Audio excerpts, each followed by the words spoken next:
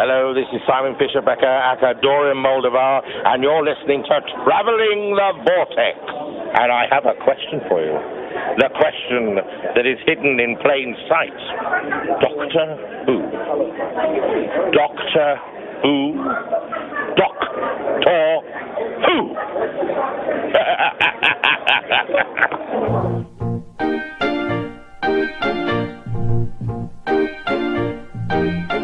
Well, if you ever plan to motor west, Jack, take my way, it's the highway, that's the best. Get your kicks on Route 66. We've joined the Doctor as he travels the Vortex and landed at episode number 66. And don't throw hands at me, or I will kill him with this deadly jelly baby. I'm Keith. I'm Sean. And I'm Glenn. How are you guys doing? Good. Good. How was your guys' week? It was good. Pretty low key for me for most of the week. Mason's birthday was Tuesday, officially. We had a party for him on Sunday, which we talked about last week. This week, we gave him our gifts, some wall tracks for his Hot Wheels, because he's way into Hot Wheels this week, and I also gave him this week or this year. Well, he is 4. It could change. Next week he could be in totally something else. Mason so maybe sounds this like me as a kid. It was probably good timing. I went down in the garage and I dug out all of my Hot Wheels, my entire collection from my youth, from about his age on. In fact, I looked at the bottom of them. Some of them are copyrighted 1974. And gave them to him, and I think that was like the highlight of his day when I handed him these 2 full cases of Hot Wheels. And he dug into them. Of course, the first ones he gravitated to were the Superman vehicles that I have, which they've got a Superman vehicle where he's like, it's a spaceship, and it's got Superman in the pilot seat, and it's got these 2 like large fists on the end of these like steel rods, and you take and you push them into the ship, and there's a button on the back, and then they, shoot out. They don't actually come off. Yeah, they don't come off, but they shoot out like you're punching. And I always thought that was one of the coolest toys when I was a kid. And it wasn't until I got older that I thought, what does Superman need with a spaceship?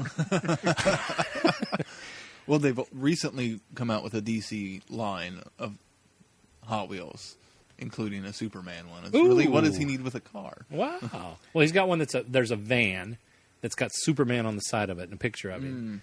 And then I didn't look real deep, but I think there's one in there as well I got this as a set. There's one that's a helicopter that says the Daily Planet on it, which is appropriate. Yeah. But I didn't dig deep enough. I think it's still in. I don't think that was one of my lost. Seems like I had 2 other Superman vehicles that came with that set. Seems like there were 5. But for the life of me, I cannot remember what they were. So those 3 particular ones I remember. And then there was like an Incredible Hulk vehicle where you look in the back and you can actually see a picture of the Incredible Hulk if you hold it up to a light. It's kind of like a Viewmaster type thing.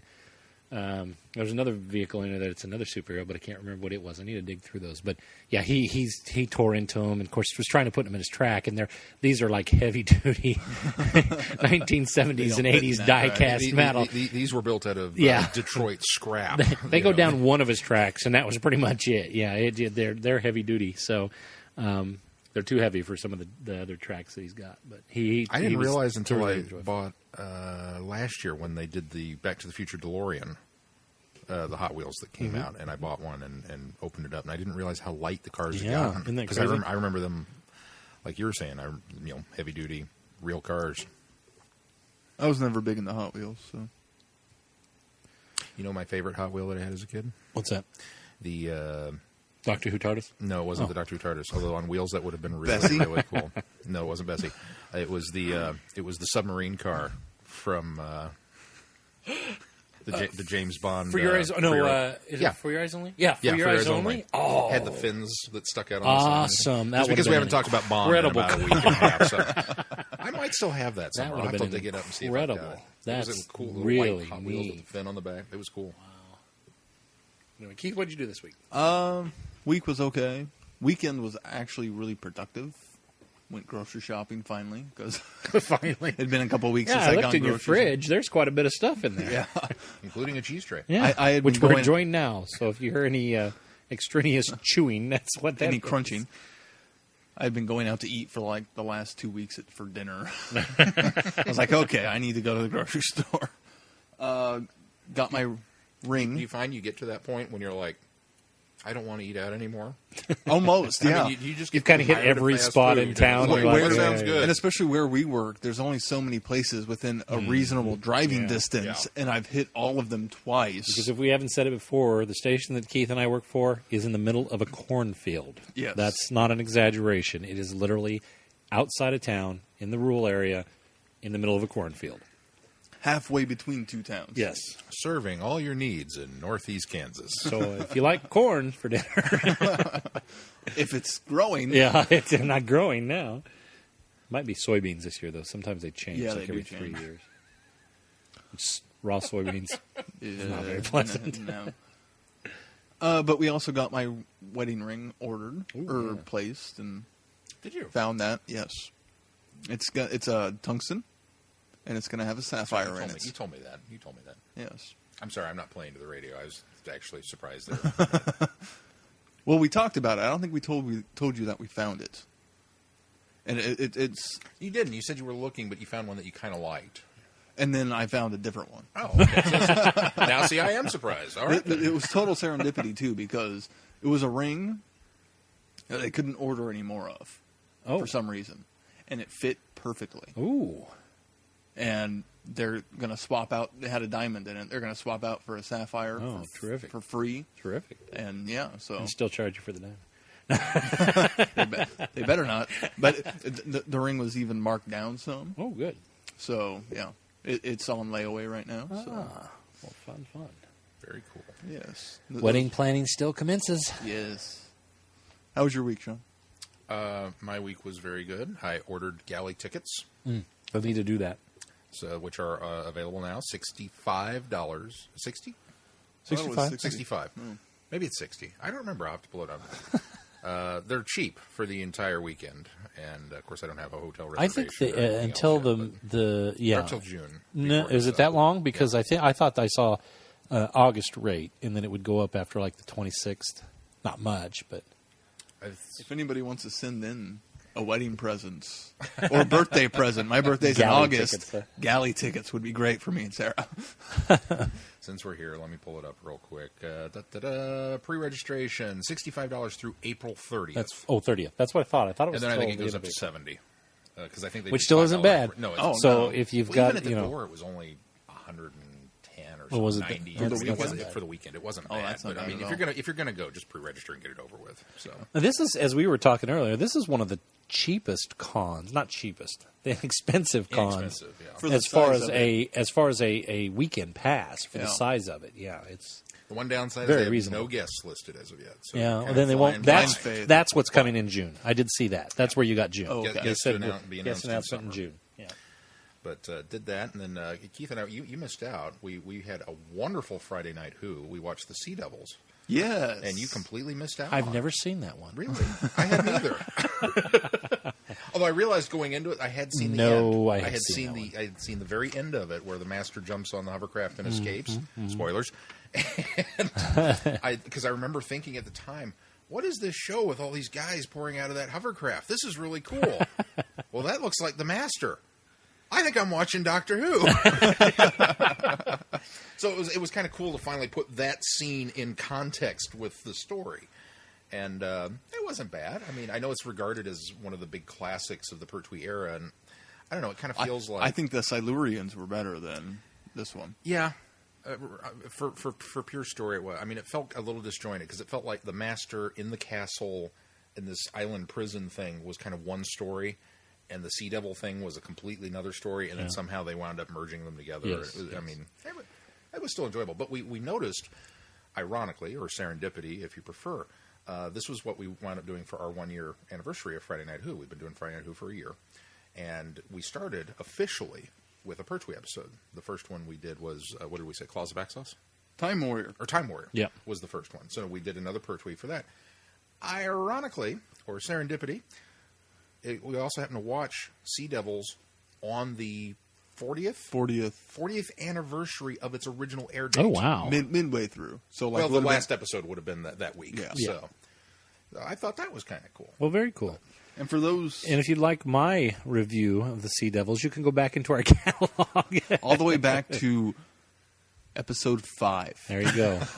61 episodes ago. If our listeners that have been around that long will remember, we reviewed that as part of our Silurian Adversary Archive, which happened to be our first Adversary Archive. First Adversary Archive. And we reviewed Doctor Who and the Silurians, Sea Devils, and Warriors of the Deep.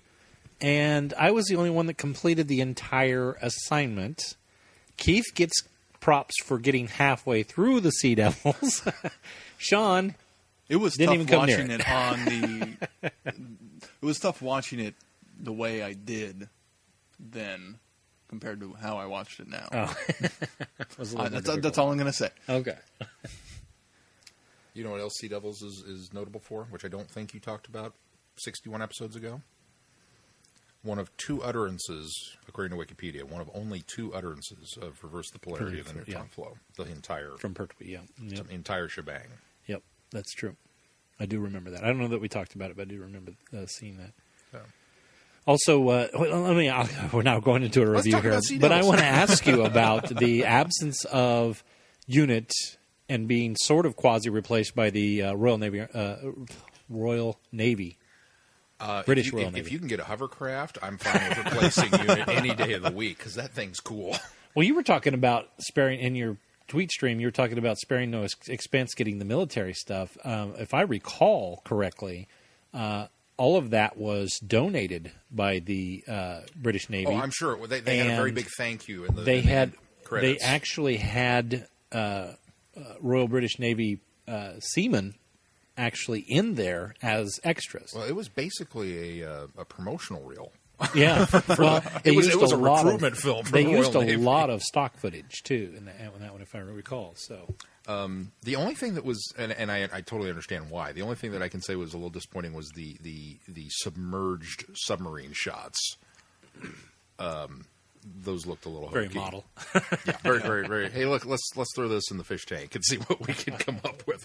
But everything else, I mean, even Mel commented the castle on the island, and she was like, wow, there's a lot going on in this. The location shoots on there are fantastic. Yeah. They did a nice job on that. And I commented, I know most of Pertwee's run, he was without the TARDIS, but because it's always usually starts at units. You see it's always it. still parked there. It's Yeah, there. oh yeah, it's still This part one, of. you don't see it. It's at still all. part of Pertwee's era for the most part, but yeah, it's there are odd times not to that, see it yeah, at all. Well, we're not doing a Sea Devils review this week, so we'll skip on to our next topic, which is news. News. Our first bit of news. Planet Gallifrey.blogspot.com has this bit of news. It reports, as if we couldn't have been told this any other time, Moffat does have some perfect timing, Doctor Who is set to finish completely in 2012. The reason? Budget, of course. Speaking at a press conference, Moffat stated that it was the diminishing BBC budget which was causing a whole number of other less popular shows to go, such as Being Human. For a number of years, the BBC's budget has created restraints on our work, but this time it is most unfortunate to tell you that as of this day, all work on Doctor Who will cease. Lest we forget, the timing is bad because the new companion will probably stay off screen unless the BBC gets their weight together. Yeah, April Fools. I ain't buying that. I saw somebody tweet that. The other day. Doctor Who's ending in 2012, and I went. Now watch, it'll actually end, and we'll be like, "What the hell, man? We didn't have any warning." Yes, there was a link included, and it was the April Fool's video. As we record this, it is technically it's technically April 2nd. Yes, thanks, Keith, for being pedantic. But we are coming off of April 1st, and there was a lot of internet shenanigans, as there is, and it grows every year. And thank you. Some of the fun ones is one that I tweeted out the other day, which was the Google Maps for 8-bit NES, which I thought was hilarious. If you haven't had a chance to see it, definitely watch the YouTube video. It's very, very, very funny.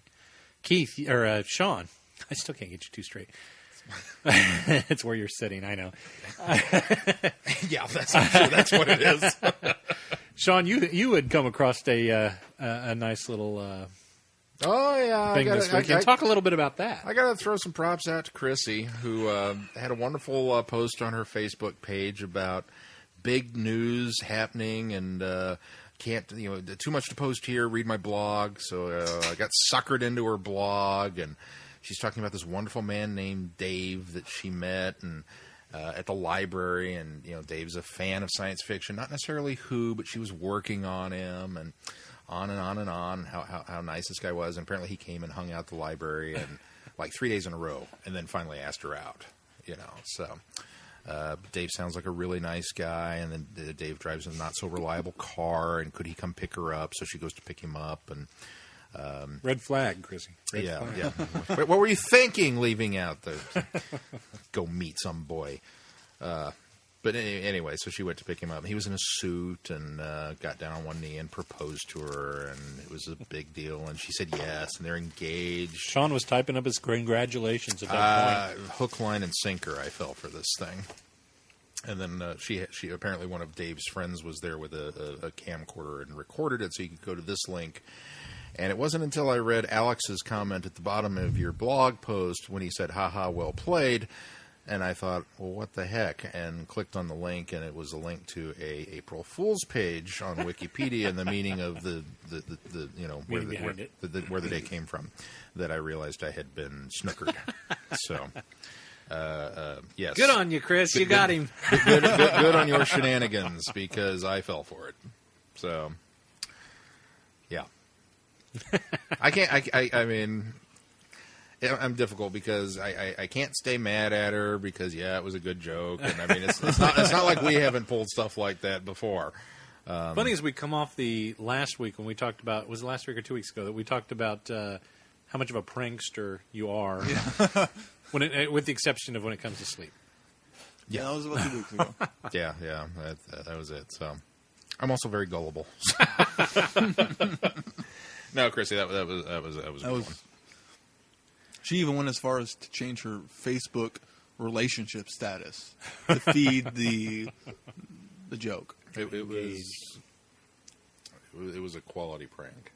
But there was some real news this week. Real news that came out. Sean, let's talk Daleks. Oh, okay. What? I don't have that pulled up anymore. Okay, I have it pulled up. Pre-show meeting, Sean. Pre-show meeting. I just said we were talking about it. I didn't realize I was talking about it. He's going to talk about it because he's got it pulled up still. I moved on. I've got Pac-Man in front of me. Not much has been confirmed about the Doctor's forthcoming adventures. The Fourth Doctor? Sweet. I think we've covered a lot about the Fourth Doctor's adventures. He's Except even for got one. a few new ones. But we think it's safe to say we can expect to see the return of perhaps the Doctor's most legendary foe, the Cybermen.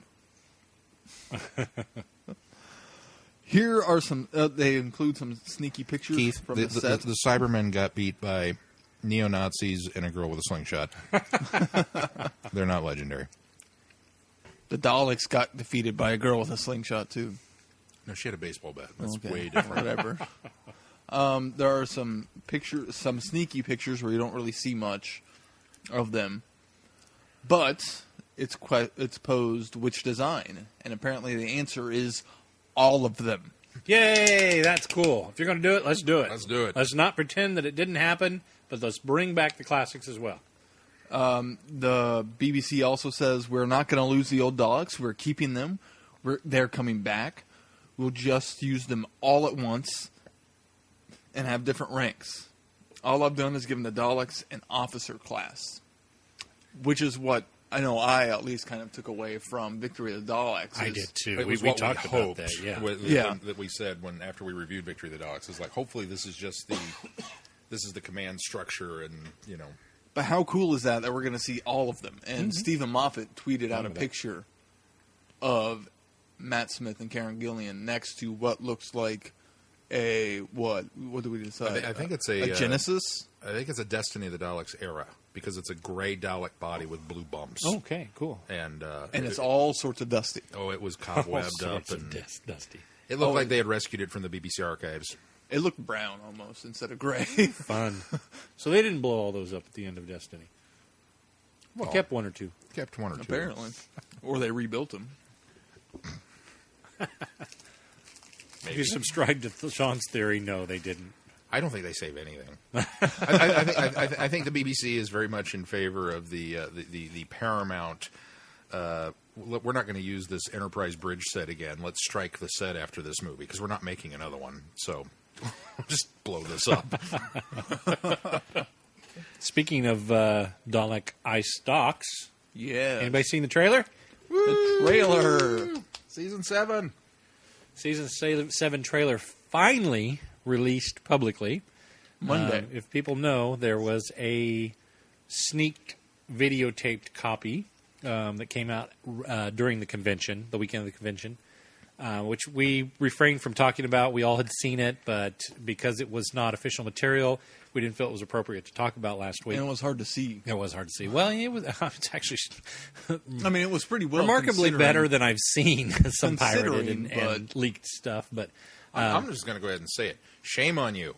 Whoever had their camcorder up there and their cell phone and was recording the screen after what happened last time Stephen Moffat gave you a sneak peek of something. Shame. Because it was an official announcement. It was going to be released like 2 hours later anyway. Why did you have to be first? And Sean repeated that diatribe the whole time that he sat there and watched the leaked trailer. Shame on you. Shame on you. Ooh, that looks cool. 4 times. My nose inches from the screen. Yeah. I can kind of make that out. But anyway, it looks incredible. Now It looks like there's 3 distinct episodes in this trailer to me. We got a lot of the Old West. We got what looks like the planet of the Ood. I thought so. The snow. The snow planet. I'd say that, but it could be any snow planet. Yeah, it is. It could be. It could be Hoth, for that matter. Well, yeah. No, but there's not enough snow for that. I know, because we picked apart. Could be a the part of Hoth season- we didn't see. There's that time where they're flying over the mountains when they're looking for Han and Luke, and you see isn't there some of those some- shots that there's hardly snow on any of those mountains. Isn't there something about Hoth actually has a something base on the other side? We just didn't get there. Didn't I read that somewhere? And it was like, really? I don't know. This remote planet that's not enough life on it to fill a space cruiser, but yet there's a whole blah blah blah. I didn't buy it. I'm sure the EU probably They went back to Hoth many times. Let's do that again. We picked apart the series 6 trailer pretty extensively, and did. we're wrong in Yes. almost all of our. So we're not going to do that this time. But The other one looked that- like that there was- was an Egyptian. Yeah, that one Area. shot of the ice mountain looked like it had snow in the same spots that when the Doctor and Donna climbed down that Planet of the Ood face to get to the city. I'm sure it's the same stock video of a mountain that has snow on it that the BBC has in the archives. No, it was. They had actors, pulled it out. No, they had actors on it. It was them coming down the mountain. Sean, it's 2012. There's something called CGI. That's computer generated imagery. Is that what that stands for? Not on Doctor Who. That's too They don't do that. That's too expensive. Too expensive. Didn't you just? It's much cheaper to actually send the actors didn't to you just- location. Didn't you just hear his news that they were canceling it because of the budget? Well, now we know why. Yes, this episode. But we did see shots of Weasley, Arthur Weasley. And someday we'll find out that real actor's name. It's I could pull it up, but And Filch, for that matter. and Filch, Which, when I first saw Filch at first, I had that moment of, that looked like the first Doctor. He looked remarkably like the first Doctor did. in one And shot. now Now, I you went back said and that. looked, and I went, okay, not so much now, but just briefly for the quick flash glimpse that they get, because there's 2 edits of him. Yeah. And when the one shot was like, whoa, what? Wait a minute, what? and there's also a shot of Lestat in there too. missed Lestrade. that. I did not see that one. I managed to stumble across a Screen caps. breakdown. So Those are all always of nice. the guest stars that were announced for Series 7 were in the Series 7 I don't remember trailer. seeing Ben Browder. In Oh, the yeah, trailer. Yeah, he's in He's there. the He's in Western. the in the Western. He's the I guy- know, he but has- I just didn't recognize him. I Oh, yeah, guess. he's got the line, anybody who's not an American. Oh, Yeah, okay. that's him. Ben Okay. Browder. Okay. I love Ben Browder. I'm so excited to see him. And it's like, he's playing Ben Browder. Sweet. Yeah, it's like the optimal role for him. Yeah. I would agree. But So there's also the Dalek eye stock that comes yes. out of what looks well, like the ooze. we're assuming it's a Dalek eye stock. How, we're how presuming. could it be anything else? Here's the thing, presuming though. I mean, it here, but definitely had the Dalek eye stock surrounding. the eye's quite more organic. The now eye was very they organic. went very organic with the. If you guys look very closely, they went organic with the new style Daleks as well. The Skittles? But not the Skittles, but not nearly as organic as this. This is even more so. Which- But yeah, if you look very closely at Victory of the Daleks, you'll see the eye within the eye stock is very much more organic. So, I guess yeah. I didn't. I was too busy cowering in There's terror actually during like Victory of the Daleks. to pay my there's attention. actually like an the iris of the eye with the what's the middle part, the retina in there as well. Yeah. Huh. Yeah. But considering the states of what we see, it's almost like the glass of what would be on the eye stock could be broken.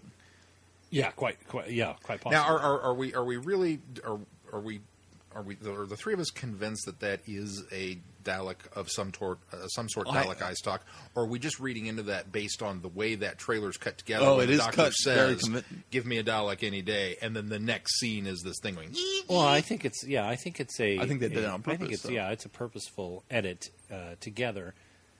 On the flip side of that, I just because the perimeter of that eye stalk or that circle, that globe or that sphere that we The see, casing. yeah, the casing. It is so Dalek. I can't imagine. And I'm not saying that this would be traditional because it's almost like the stalk comes up And then and then the eye is It's kind of periscoping. it looks like it's periscoping, and so It's got a very I don't War know of that the it's going to Worlds be a feel to Dalek it. in the form that we initially think of Daleks, but Maybe it's a new- I think maybe it's he's gonna clearly a introduce an Dalek even eye stock newer. of some sort. a scout Dalek. Ironically, one of the things that Barnaby Edwards talked about at Galley, they asked the new design of the Daleks. And, because he talked about how miserable you are that, you're out there on location and you have to climb in the top. Which you would think at this point, after how many years the Daleks have been around, that they would have a way of hinging Opening open. it from the back, yeah. But no, the lid opens and you climb down inside of it. So he says, of course, where do we put the Daleks? Well, let's put them in the mud. So you traipse through the mud to get to the thing, and you climb up the stepladder. Then you have to step down inside of it. And where do you stand? On the seat to get down inside of it. And then you have to sit in the mud in order to get into this thing. And somebody asked, well, are the new Daleks designs any better? They look like they'd be a little bit roomier and more comfortable to drive. And he said, honestly, they're horrible. They're worse than the old ones, and everybody who does this prefers the old design. Because you can't just sit there and roll around. Anytime you're talking, you have to kind of shake and wibble back and forth and make it look like you're the Dalek that's actually saying something.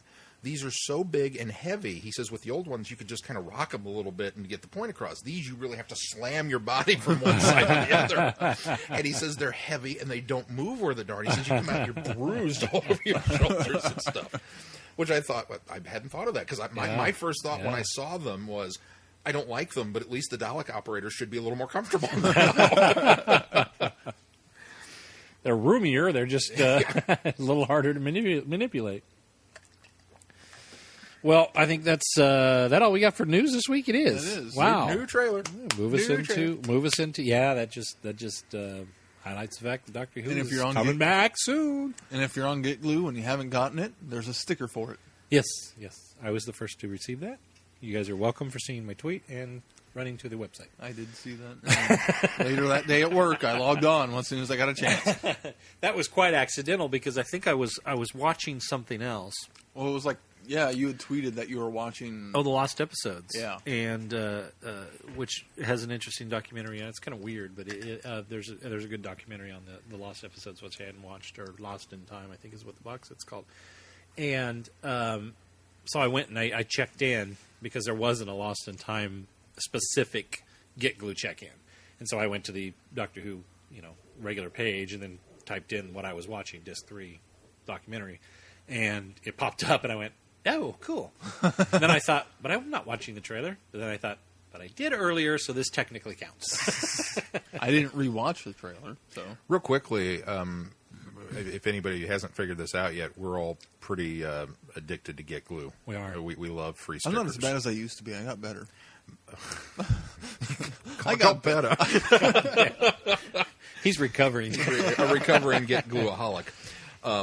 If there's a sponsor out there who would like to provide Traveling the Vortex stickers, We are on Get Glue. Yeah, we are on Get Glue, and we would be thrilled to have stickers that say, "I'm listening to Traveling the Vortex." Well, or we whatnot. should mention that Or that something make 'em that we number were one able fans. to rectify this week was we used to, when we initially set That up our was Get last Glue, week, wasn't it? was during Friday it Night was Who during Friday Night last Who, I think. week. Did we talk about it last week? Though, We did didn't. No. Well, last week I sent a letter to Get Glue because originally when we signed up for this thing, there wasn't a way to mark podcasts, and so I unfortunately categorized it under television because it's a podcast based on a TV show. But consequently, what happened is anytime you checked in, it would say, "I'm watching Traveling the Vortex."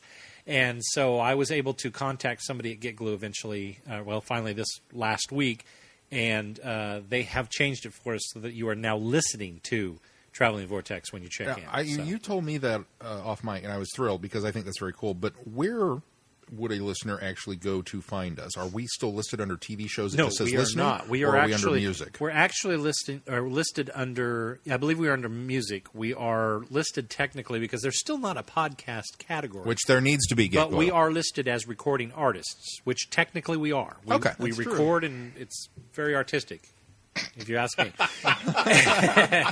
So we are listed under recording artists, is what we are, and that goes under the music category. But again, there is no podcast category. So, but it is still more accurate than television because now Yes, we do I get the agree. listening.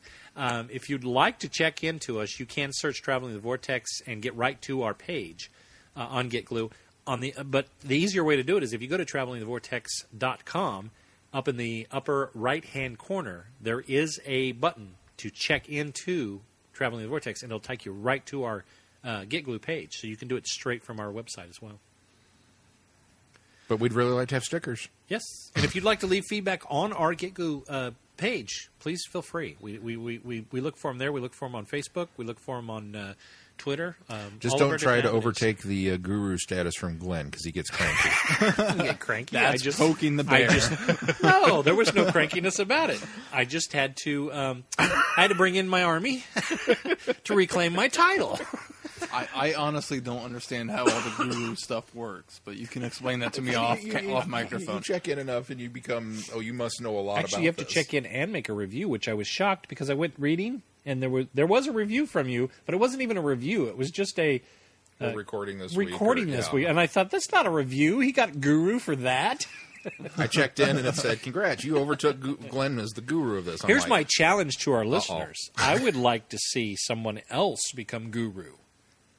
somebody other Traveling, than the three of us. other than yeah. the three of us, because that would be fantastic. If one of you guys would like to write a review, we could have a little battle going on out there with our listeners and get somebody Number else one to take fan over. recognition. Yeah, we that's haven't a way done to number rank 'em. one in a long That's a time. way to rank them. Right there. Why do we have to do this? There's That's a service. right. There's an app for that. Absolutely. Well, let's get on to feedback because we're going to have a lengthy show this week. Feedback. That's all you get this week. It's the truncated feedback jingle. Our first bits comes from John Boy. Hey, John. Comment question. I was just listening to you guys recount the meeting of the Time Lords of KC at Planet Comic Con. In a bit of serendipity, I went to my first Whovians of Wichita meetup on Saturday. I was thinking the same thing about how it was cool to find a group of people that were into Doctor Who as much as I am. We got together and watched The Invasion of Time and The Android Invasion, as well as the fan film Doctor Who and the Holy Grail. It was a pretty cool experience. I'm definitely going to the next meetup next month. I'm going to the meetup next month. Most of the Whovians are cosplayers, and they were working on getting me into it as well. They told me if I lightened my hair and grew it out and shaved my goatee, I would make a good Fifth Doctor. They also said that if I wanted to keep the goatee and my hair color could be Anthony Ainley's version of the Master. I'm giving the thumbs up to that one, John. Hand motions don't translate on an audio. Wait, I didn't want to be Mr. Interruptus and interrupt there. However, I think while you would make an adequate Fifth Doctor, John, the Master's the way to go. I mean, I think you so would have that down. As long grow the as you hair get out, cat darken eyes. it. Not a survival Master. But yeah, definitely. Well, That's you the know what? only- We haven't Definitely. seen one of those That's yet. true. That's Definitely the only. an Ainley That's the only Master would be exposure awesome. I've had of Ainley as the Master. No, you saw him in Five Doctors. That was Anthony Ainley. I guess that's I don't remember him. There from was that. one other episode. That's the only one I can come up with. I thought we'd had He's more prominent Ainley's in Master. survival than I thought we'd had Ainley's Five. Master. We've We've not done. We have been holding on to Master Archives or Master episodes for an upcoming. Yeah, that's it. I'll be darned. Because when I think of him, I Deadly automatically go to Assassin is, survival. what's his name? Pratt. With the Yeah, because he's got ping the pong ping ball pong eyes. ball eyes. Yeah. the googly eyes. Yeah. Okay. We So should- no, I agree. We I should think that's totally do a decayed master puppet, and instead of ping pong balls, we should actually put Cookie Monster googly eyes on it. That would be awesome. Anyways, he goes on to say one of their main motivations for this is they are trying to bring classic Who back to KTPS. that would be awesome. KPTS. Which that is the station I used to watch Doctor Who on because we in Liberal we got Wichita Station. Oh, that's right. It's You the were out in local. Booneyville. Out in the boonies. It's his local PBS station. They want to have Whovians host the episodes in character, like the old horror shows. Anyway, I think I've rambled on long enough about my experience. I did tell them about your podcast, and they want me to pass on the invitation to any of the meetups in the future to you guys. We should try to go down there for that, guys. It'd be fun. We absolutely should. Absolutely should. He also provides their Facebook group and Twitter handle, which Glenn will provide in the show notes. And he says, until next time, John Boy. As always, John, thank you so much for writing in. I can't tell you how excited it just, as you mentioned, serendipity that here we are going to Kansas City and we meet this group of Whovians that are putting stuff together and trying to hit the ground running there. And then we get this email from you. It's like, hey, I just went to this group in Wichita. I did this, and it was like, wow. So, Whovians of Kansas Unite. happy to report that the fan base is apparently alive and well in Kansas for a Growing. change. Growing. Yeah. That's very cool, John. We're very excited that you've got another outlet as well. So And we will absolutely get on their Facebook page and see if we can network Join in for the some next of time, some of this yeah. together. see if we can throw ourselves at them as well. I'm happy to do it. Our next bit comes from our good friend Dr. Phil. He sent in audio feedback for us. So let's take a listen. Hello, Sean, Keith, and Glenn. Dr. Phil here, just wanting to send in some thoughts. I'm a little behind, believe it or not. I'm still just actually finishing up your Minuet in Hell. I'm going to get into your Planet Comic-Con goodness this evening on my way home. But, yeah, I know, I'm in my car. There's an achievement again. Hello. Anyway, one thing I wanted to mention is because of in Minuet in Hell, Nicholas Briggs plays Gideon Crane, is before the folks, Gary Russell, Nick Briggs, and all of them, before they did Big Finish, they were doing what was called the audio visuals. And I might even have sent you guys a little bit of stuff on that a while back, too, in my big care package of insanity that I sent a while back. But Nicholas Briggs, after the first audio visuals they did, he agreed to write for them if he could play the Doctor.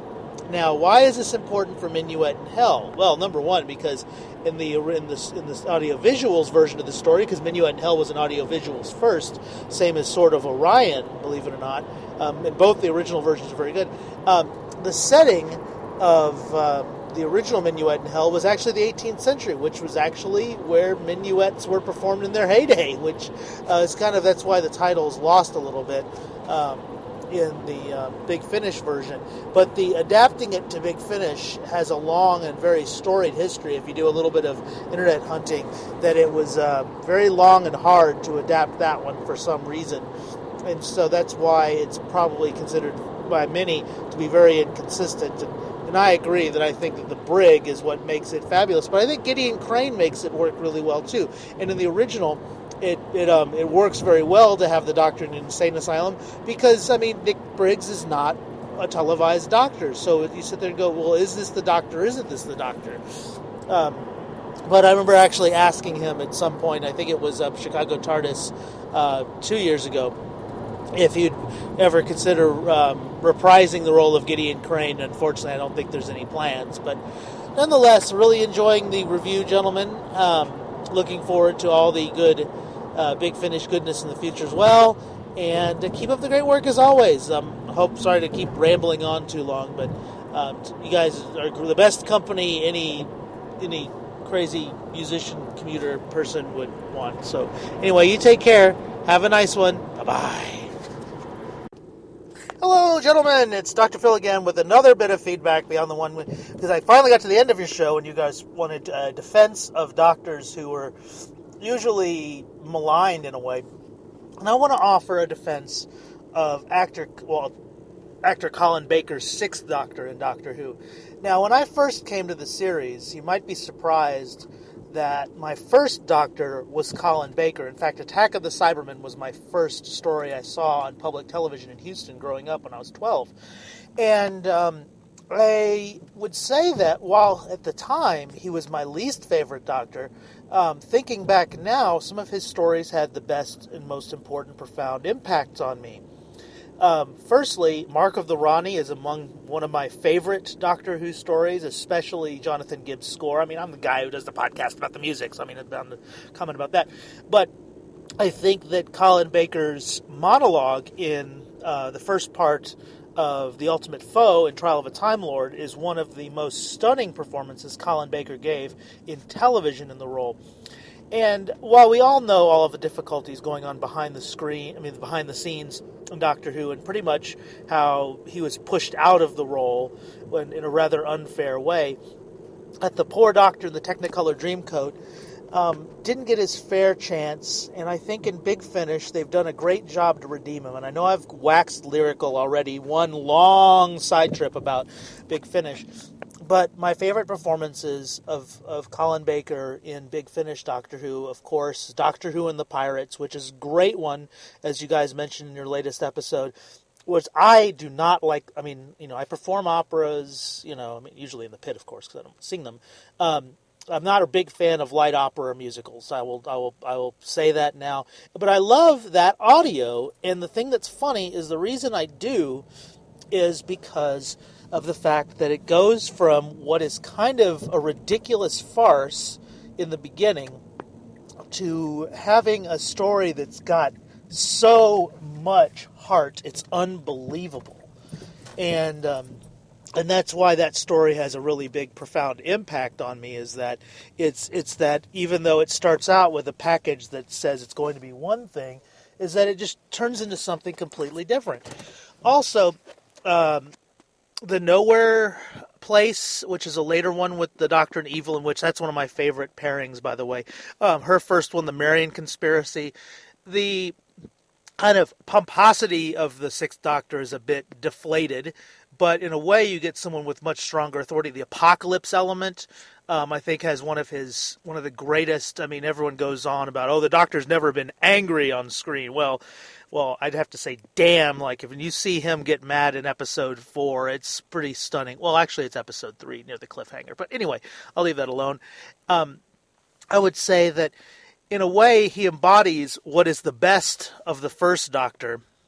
Of course, minus fluffed lines, is that he genuinely cares about Perry, and unfortunately Mel, but Mel's a whole other can of worms. And she's even better fleshed out in the Big Finish audios than she was on screen and televised too as well. But I think I mentioned The Ultimate Foe before. And even though I didn't know at the time, because I didn't watch Doctor Who in episodic format, an omnibus version, this is what I saw it in, is I didn't know that Pip and Jane Baker had written the final part, because I liked the end of Trial of Time Lord, minus the bit where they retconned Perry. I thought at the end of Mind Warp, I was so incredibly angry at how it turned out in the end. But I thought that was great. It's like, it really blew me away. And the Doctor was offended, and, it's like, why did you take me out of time here? I would say that even though, his revelation of the Daleks, directed by Graham Harper, is stunning. I mean, I know that Attack of the Cybermen gets a lot of flack for its over-violence and slightly convoluted, continuity-heavy plot, which, people in 1985, right before Halley's Comet, most of the people in the audience hadn't seen 10th Planet, or weren't likely to see it again, because of the last episode being lost, and hopefully we'll see that on DVD soon. But I think, in a way, I would like to see him maybe given a bit of a fairer chance. I think McCoy suffers for the same reason, that you get, and I think in a way what lets down McCoy's era more is probably the jokiness of his first series. I mean, I know that many people malign Kef McCulloch's music, and I'm kind of in that camp. I mean, I probably have a little bit more balanced view of it than when I first saw it, because I thought it was a little too 1980s for any good. But, late McCoy is some of the best Doctor Who we'd seen in years. And I think that you can look at the history of the show and go, in the 1980s, they really rode some really turbulent times. And that, while Davison, I think, benefits from, a story like Caves of Androzani, I mean, Colin Baker did not get a regeneration story that was worth anything. I mean, he had McCoy in a wig on a floor, having fallen over. That's not very, compelling. Although there's a great scene in Project Lazarus, slight spoilers, where the villain decides that he wants to understand regeneration. So he says, the Doctor goes, "What are you going to do?" He goes, "I'm going to kill you." And the Doctor goes, "What?" And he goes, "Well, at least induce regeneration so I can study the energies unleashed." And he nearly does kill him. But what's interesting, though, is during the sequence before the Doctor's rescued, another spoiler, is that one of his hearts stops. One of them. So, in a way, it almost kind of retcons the fact that maybe he had a weak heart, meaning he only had one of his two. So anyway, I just thought I might offer that thought. Nonetheless, I really appreciated your most recent episodes. I'm sorry I've been out and about for a while, not sending in feedback, but guys, keep up the great work. It's always great hearing your feedback. And Keith, you didn't play my feedback that I sent in about Minuet in Hell. I thought you were saving it. I'm going to cry now. No, I'm not going to cry now. Because I thought that you guys pointed out the positives much better, so you didn't need my defense to help. So I know that it's not perfect by any means. There's problems, but nonetheless, keep up the great work, gentlemen. Take care. Bye-bye. All right. Well, thank you, Phil. We appreciate the feedback. Now, I do want to mention there at the end of his last audio, he was lamenting that we didn't play his Minuet and Hell stuff. As you did then hear in the beginning audio, Phil, we somehow got these two audios back to back. So that is why I don't know if you thought you sent it or there's some sort of wibbly-wobbly, timey-wimey thing going on here, but they fell into the vortex. They must have, because we got them together, and so that's why we chose to play the one that you'd sent first, and then there at the end when you're commenting about us not playing your Minuet in Hell, that was slated for this week because, again, these came at the same time, so that may not have been what you had intended, but we did get them both in. And if there was another one, I never saw it. Yeah.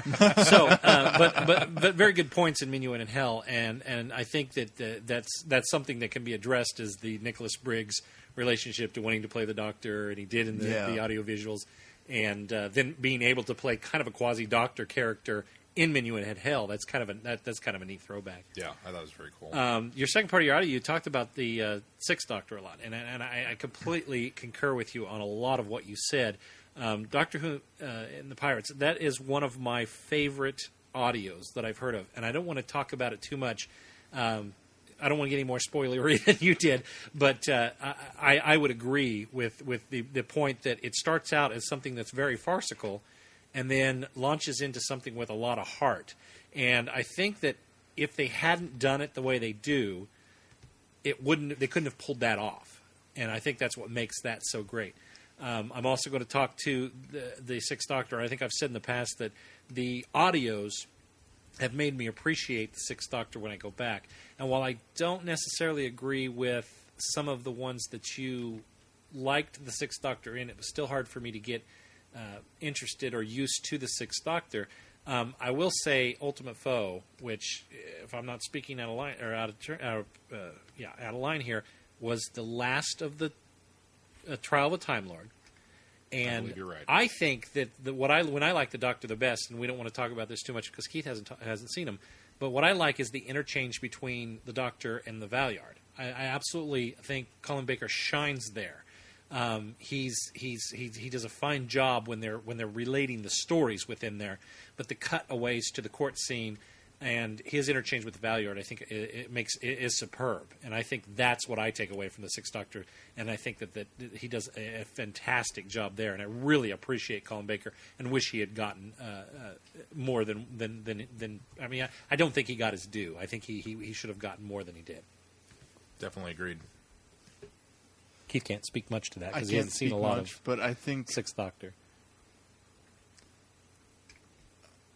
I think it's slightly unfair to include Big Finish when it becomes to defending the Doctor, because it's not televised. Well, but again, it's only fair though because of extenuating circumstances to which that's true. The series surrounded Colin Baker, and so the Big Finish audios come back and kind of do the service for Baker that he didn't get during the televised series.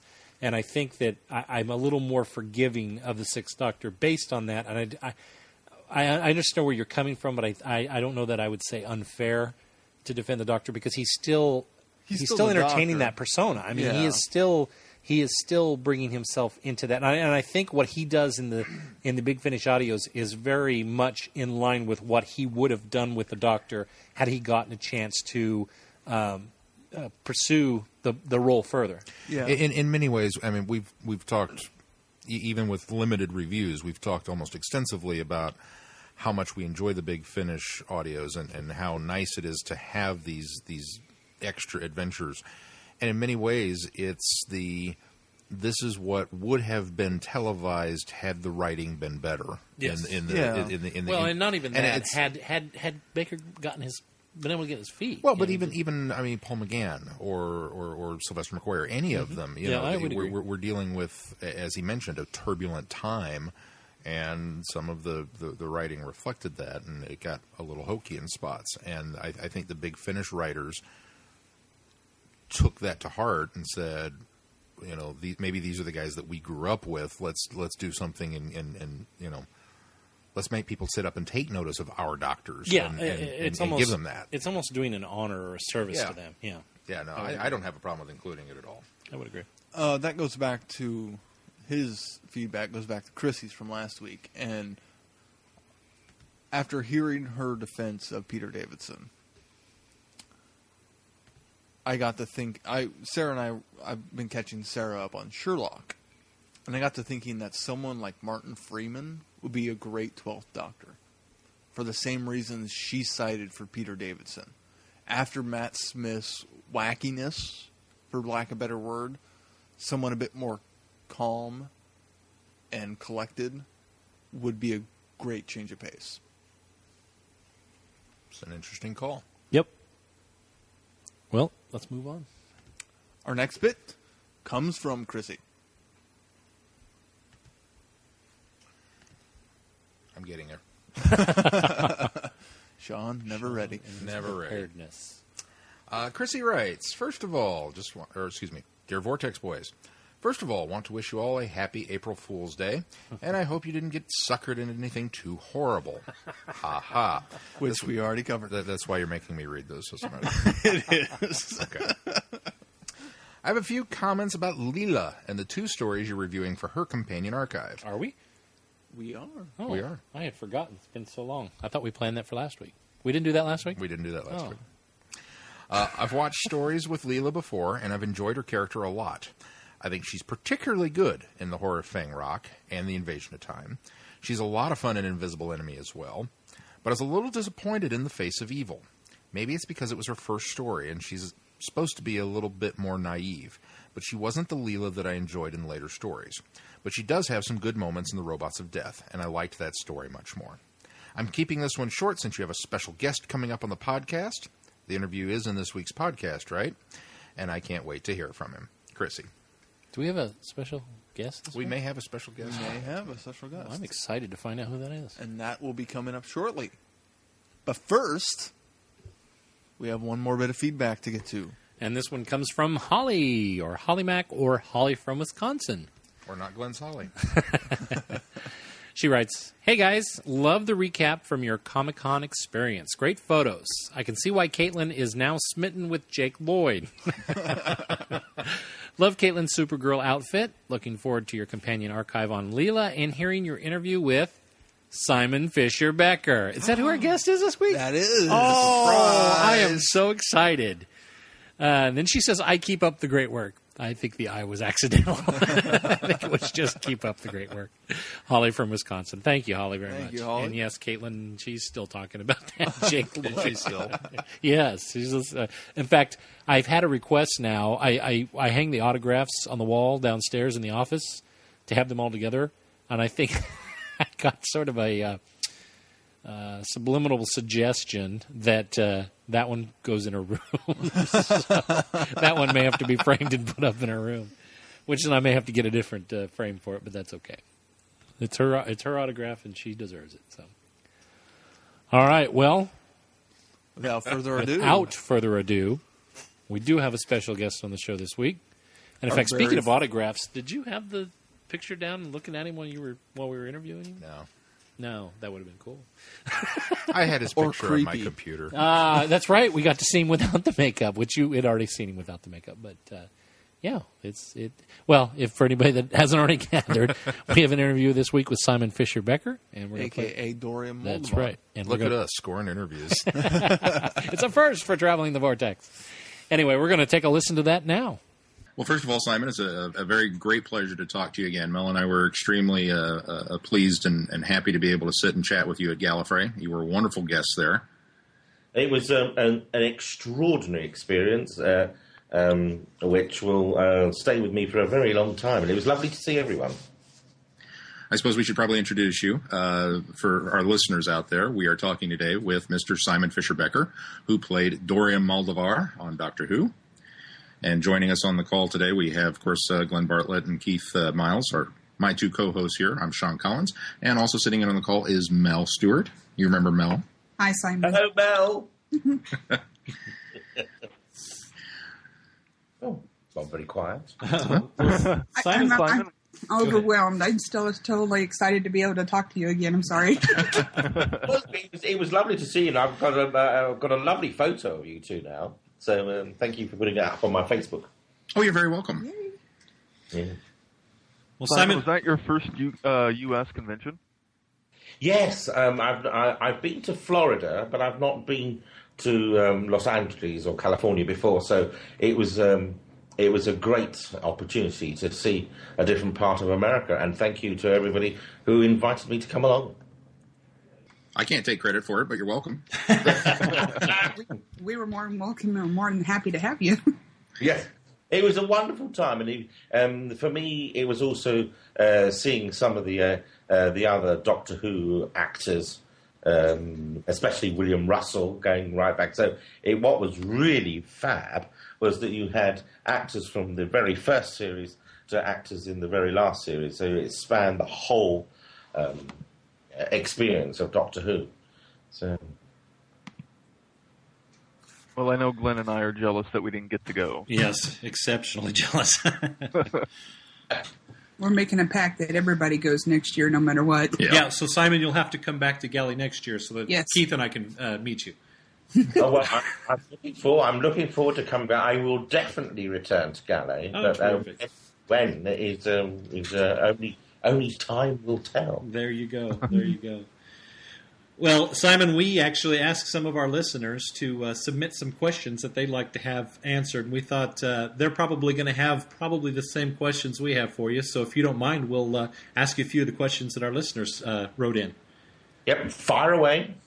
Well, first one, and I'm gonna say this is actually from my cousin-in-law. He's one of our listeners as well. He wrote in. He said his question was that he'd like to ask what your favorite role is and what your least favorite role is. Now, not necessarily in Doctor Who, but as a whole. Well, if I hadn't given this away in LA, I'm a bit of a shock. So whatever role I'm given, I really, really enjoy. So to be honest, I just enjoy showing off. Some roles are harder to do than others, but the ones that are a challenge are actually more fun ultimately, because you've had a challenge that you've had to overcome. Off the top of my head, I played a character called Patrick Sutherland, and I had to ride a horse. And as you can imagine, the horse wasn't too happy about it. So I was able to rein things in, but it was trying to remember your lines and point the horse in the right direction, taking into account you've got two cameras pointing you as well. That was indeed a very hard day's work, as my inner thighs let me know the following day. The most difficult jobs really are things like corporate videos, particularly if they've got a medical or scientific background, and you've got a lot of technical terminology that you must be able to deliver as if you've delivered it every day of your life. And very often those come up at very short notice. And then, because it is short notice, they want to rewrite it. So you spent all night learning the script, and you get in the morning, and they say, "Oh, we'd like to change this word and change that word." So that's but I wouldn't say my job has a worst aspect or a best aspect. It's just it has different categories of challenges. And John says that his second favorite show is Game of Thrones. All right. On the upcoming season on. Can you speak on that at all? Yes, I need to clarify. I am not in Game of Thrones. There seems to be a misunderstanding along the line somewhere. It appears that I was put up for Game of Thrones, and it was assumed I was going to get the role, but it was clearly offered to someone else. So, to clarify, I am not in Game of Thrones at all. So, well, there we go. You heard it here first. Clear. So I'd like to be, and of course, it appears on the internet, and there's no way you can change things. Once it's out there, that's it.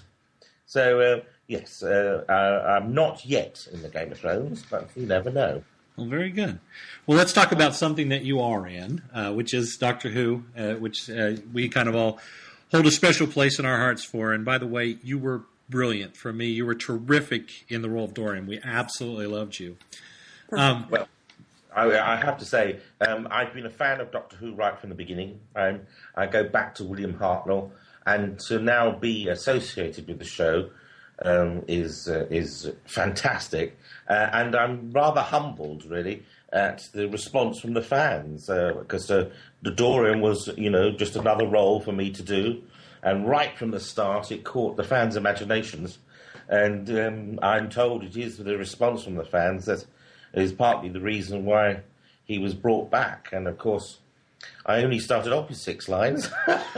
Yeah, and that's the interesting thing, right? Because you started with a small role in the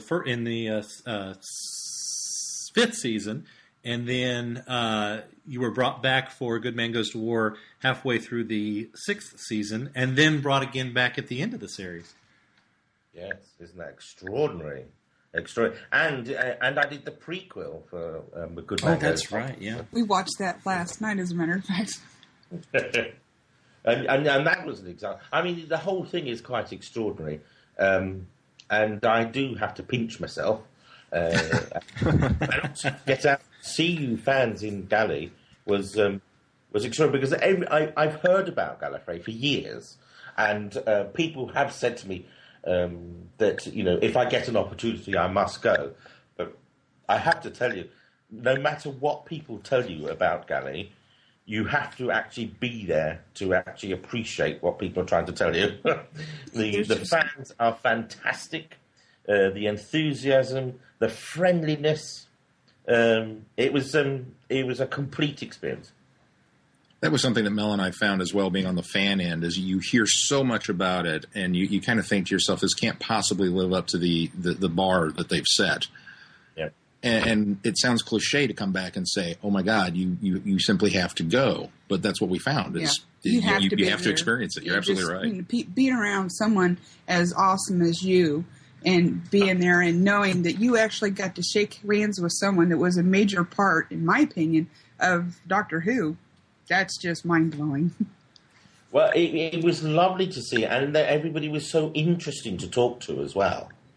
And I've got friends that sort of mock me, and they sort of try and deride the fans by saying, "Oh, they're just geeks and nerds."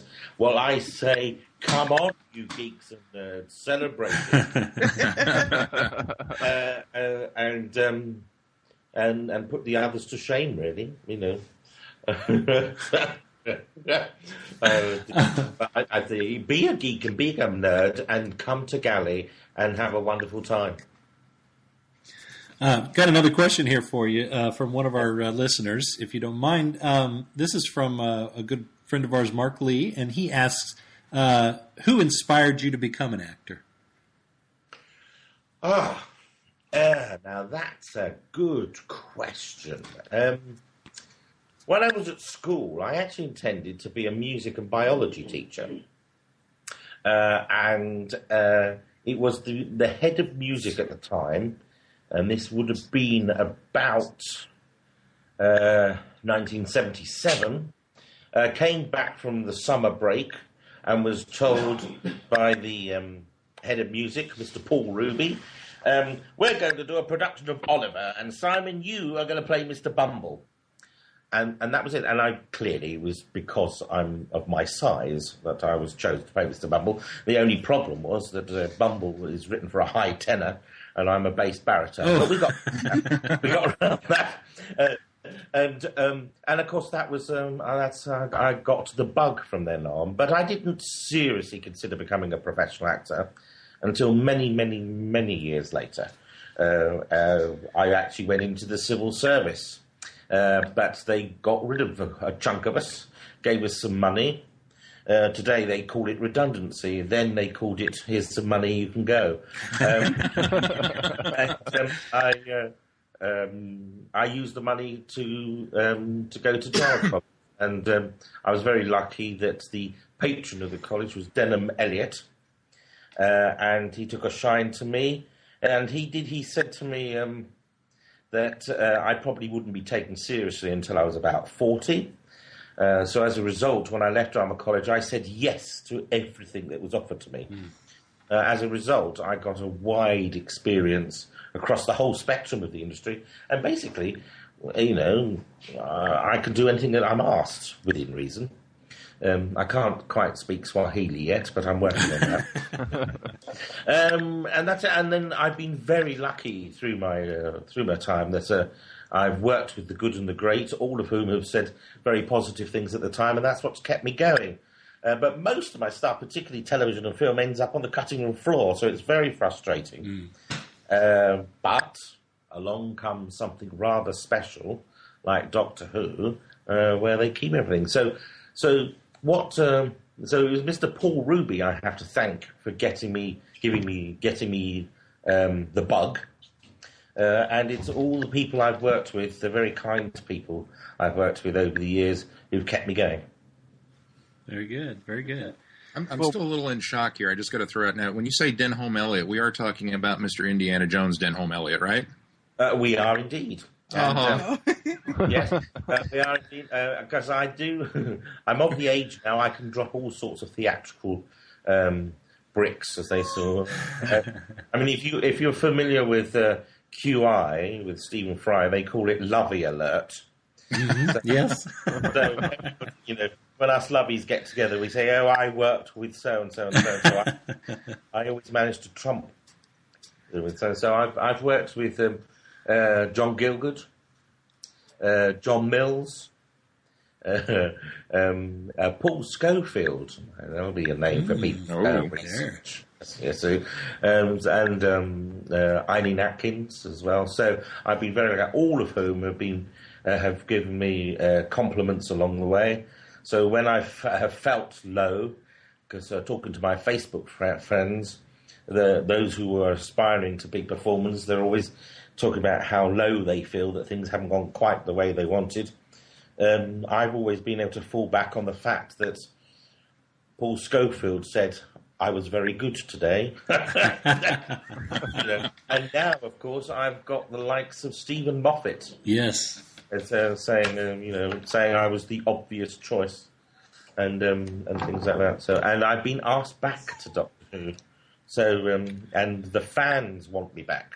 So, well, that you answered a lot of people's questions now, and maybe let's clarify it. Are you coming back for Series 7? Spoilers, sweetie. The absolute honest answer is I don't know. Okay. But you'd do it in a moment, right? Sorry? You'd do it in a moment, though, right? Oh, absolutely. There's no question of doubt. Years ago, I would have said I would lop an arm off to be Doctor Who. Whereas now it's what mountain do you want me to move to fit you in? Yeah. Yes, if I was asked back, no question of a doubt. I know the fans would like me back. I know the storylines up to date sort of imply that Dorham has to come back to answer a few questions. Mm-hmm. I'm thoroughly enjoying it. Meeting everybody at conventions, etc. May make me sound a little sad in some people's eyes, but I'm really enjoying meeting all the fans. Because I was at the convention in Cardiff, the BBC official convention last weekend, and it was amazing how I had people over from America, but also Australia and Europe. It was just extraordinary how Doctor Who is universal. Simon, I'd like to know from just your personal feelings on it, regardless of whatever grand plan Stephen Moffat has, would you almost rather see Dorham held on to for a little bit and not appear in season 7 and instead make some sort of grand, as we presume is going to happen, appearance in the 50th anniversary year when we get to the Fields of Trenzalore and all of that? On a personal level, I'm happy to go along with whatever storyline is asked for. What would I like Dorham? Yes, I quite like the idea that Dorham just pops up every now and then.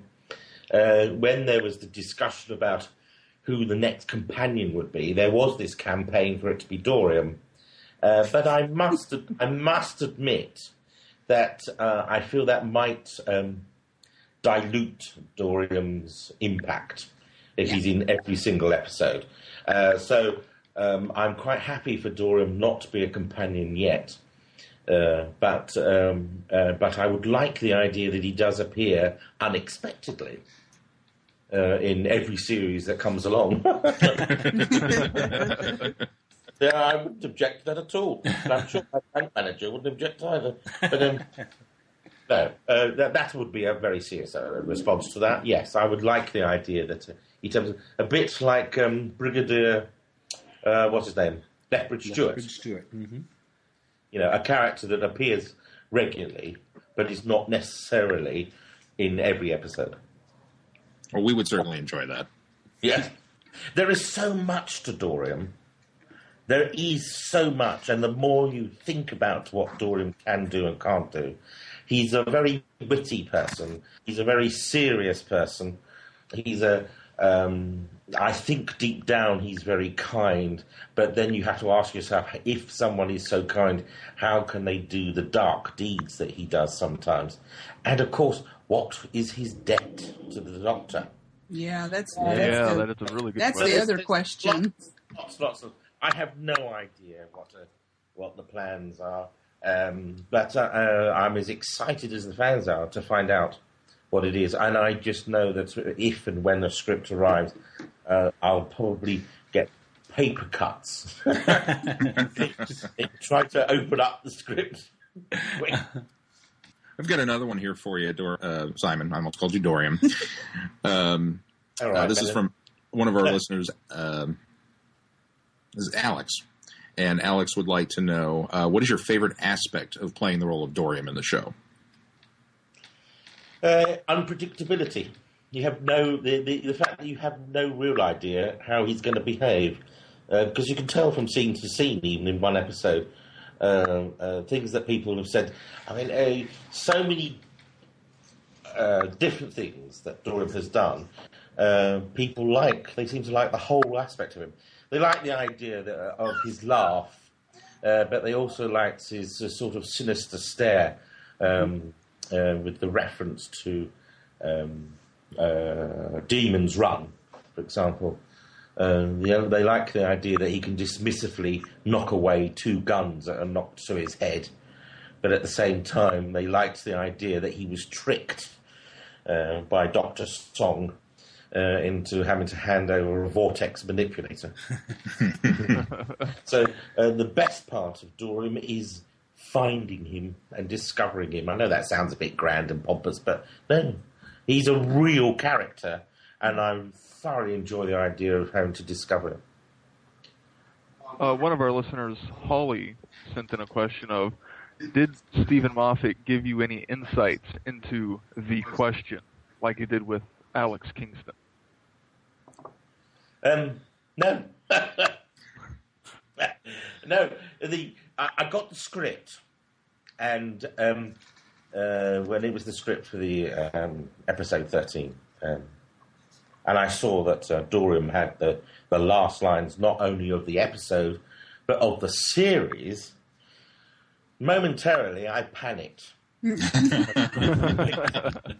Well, because there was the honour of having those last lines, and traditionally that would be the last lines of a series are given to a much more heavyweight character and performer. So, first of all, there was that panic. And I was aware of the significance of the lines. But that lasted for about 5 seconds. And then I bounced around the room saying, oh my gosh, I've got this to do. How am I going to do it? And what did it all mean? I mean, the first problem I had was trying to work out how to pronounce Trenzalore.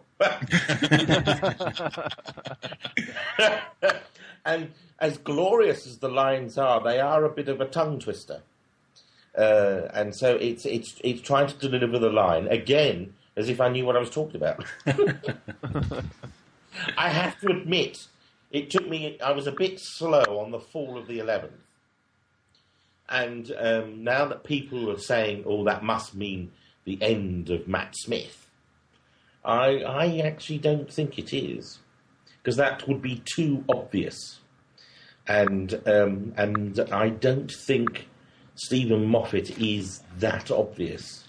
Well, he's certainly not predictable. We've learned that. Yeah. There's nothing about and so the fall of the 11th, I mean, maybe it's something to do with the game of cricket. I'm sure Keith hopes so, because number 11, Matt Smith, is Keith's favorite Doctor. Well, yes, Matt Smith is delightful to work with. He's a charming chap. He's a naturally polite, kind person. He's got an evil twinkle in his eyes. So when you're trying to be serious... Is he that energetic in person? Oh, yes, he is. But he has his quiet moments, but he's very enthusiastic about football. Or soccer, as you say. As we'd call it, yes. Yeah. My fiance wants to know what it was like to work with Arthur Darvill. Now, I personally didn't get to work with him much, but I did get to talk to him a lot, and he is a very sweet, quiet, gentle person. And the thing I would like to sort of give a little nod to, everybody talks about Doctor Who and Amy, but really it is Doctor Who, Amy, and Rory. And I think Arthur Darvill does a lot of very subtle stuff that some people overlook. But everybody, I mean, Karen, Arthur, and Matt together, absolute delight. It sounds as if I'm sucking up to them, which of course I am. But it is absolutely genuine. It is great. It's a family. You go when the call comes. I know that I will be spending a few weeks with my family, which is a delight. And it's not just the actors, the entire team, from the camera crew to the script editors to absolutely everybody. The entire team, it is wonderful to work with them. Well, we certainly are enjoying your character. Is that immensely. a wee bairn I hear crying in the background? That's Mel's granddaughter, right? Sorry. Katrina, that's Mel's granddaughter, Katrina. She is here with us, and she's been entertaining herself quite happily on the floor. And now she's making her presence known. Welcome, Katrina. She says, Yes, I think she's going to be a contralto. Another question that our listener Chrissy sent in was, how long did it take you to get all the blue makeup off? And how many days after you finished shooting did it take for the blue makeup to be completely gone? Well, actually, it's all water-based, so it didn't take long to come off at all, really, only about half an hour. The beauty of the whole makeup situation is that apart from the first day, because they actually shaved my head, I don't wear a skull cap, so all my hair is shaven off. And then my head is covered with some sort of skin protection, and it's sort of massaged in. And there's nothing like a head massage. Nothing like it. I remember it. So that's really good. And then at the end of each day, when they take the makeup off, it does come off quite easily because it's water-based. They then also damp towels, put them in the microwave for a few seconds. So you get hot, damp towels to put over your head. It's marvellous. The only thing that lingers for a bit is I have a black eyeliner that goes on the bottom inside of my eyes, and that does linger for a bit. So I do look a bit like an Egyptian, an Egyptian pharaoh. Yeah. So, and it does come off, but the water in the shower does have a blue tinge to it for about a week. It gets into your pores. Did I? Yes, that's it. So it takes about half an hour to actually take all the makeup off. That's not bad, actually. I expected something a lot. They always say it's harder to get into it than it is to get out of it, but yeah. I expected a lot more, actually. Yeah, no, I'm very lucky. I mean, I'm not a Silurian or a Jadoon trooper. They would definitely take much longer time. I suppose you're kind of fortunate in that regard. You don't have an entire headpiece and prosthetics. Yeah. I just have a box. But that was hard to get out of, though.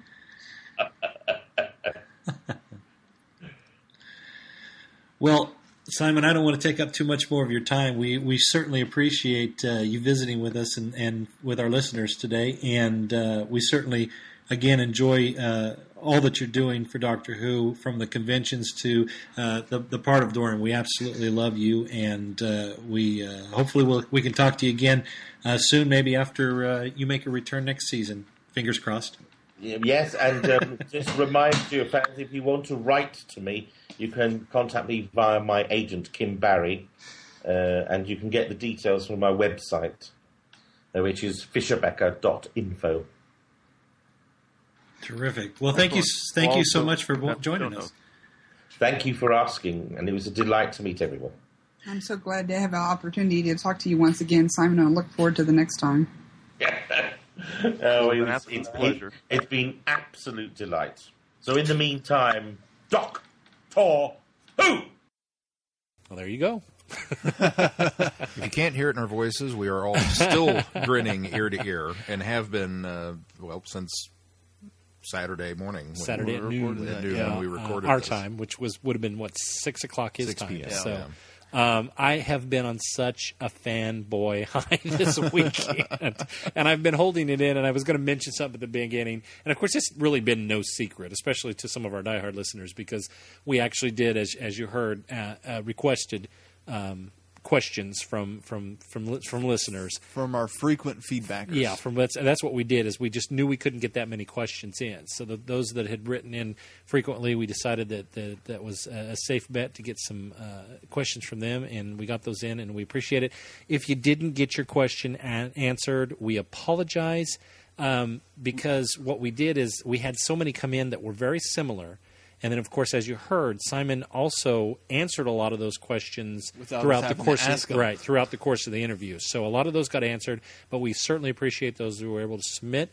And we promise you on the next round, we're going to put a call out there, and you can submit. We're going to put a call out to all our listeners to submit questions. That was kind of a last-minute thing because we were pulling this thing together last minute. But we want more people to send in questions when we get more guests. Yes. So. One in particular would have been Odd Duck Phil.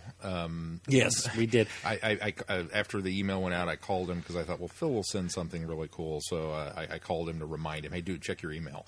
And he was like, oh, wow, okay, yeah. And he says, well, man, I don't know what to do. And I was like, well, send us 3 or 4 of them. Just, send me something so that we've got a couple of one to bounce off. Isn't that funny that he had 3? And the most we He had. sent 3. Well, some of them were ones he addressed without being asked. Well, that was just it. Phil, honest to God, I had your questions in front of me. I had a list of all the questions that we were going to do. And I sat there and I kept earmarking your questions. And there was one that was already asked in a similar way, but then was answered to the degree of which you'd asked it. And then, so I marked that one off. And then in the course of just talking about other things, he answered your second question, and I marked that off. And I thought, okay, I'm going to leave this last one for the. And then we hit that one too, and I went, well, okay, I don't want to be redundant here. So unfortunately, Phil, I think you were the only one that technically got completely left out. Didn't get a name drop at Yes, least. But and- your and- questions, in a roundabout way, were answered. Yes, absolutely, certainly. So.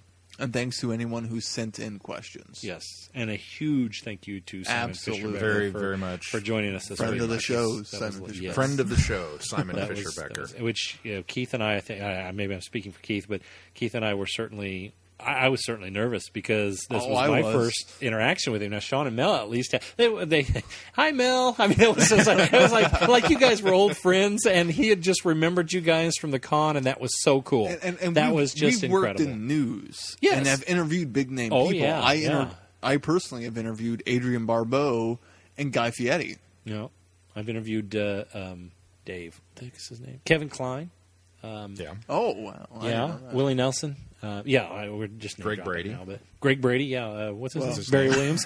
I have them on my show once Yeah, I a was year. gonna say, That's old hat Keith's now. becoming best friends. He's had him 3 times now. So.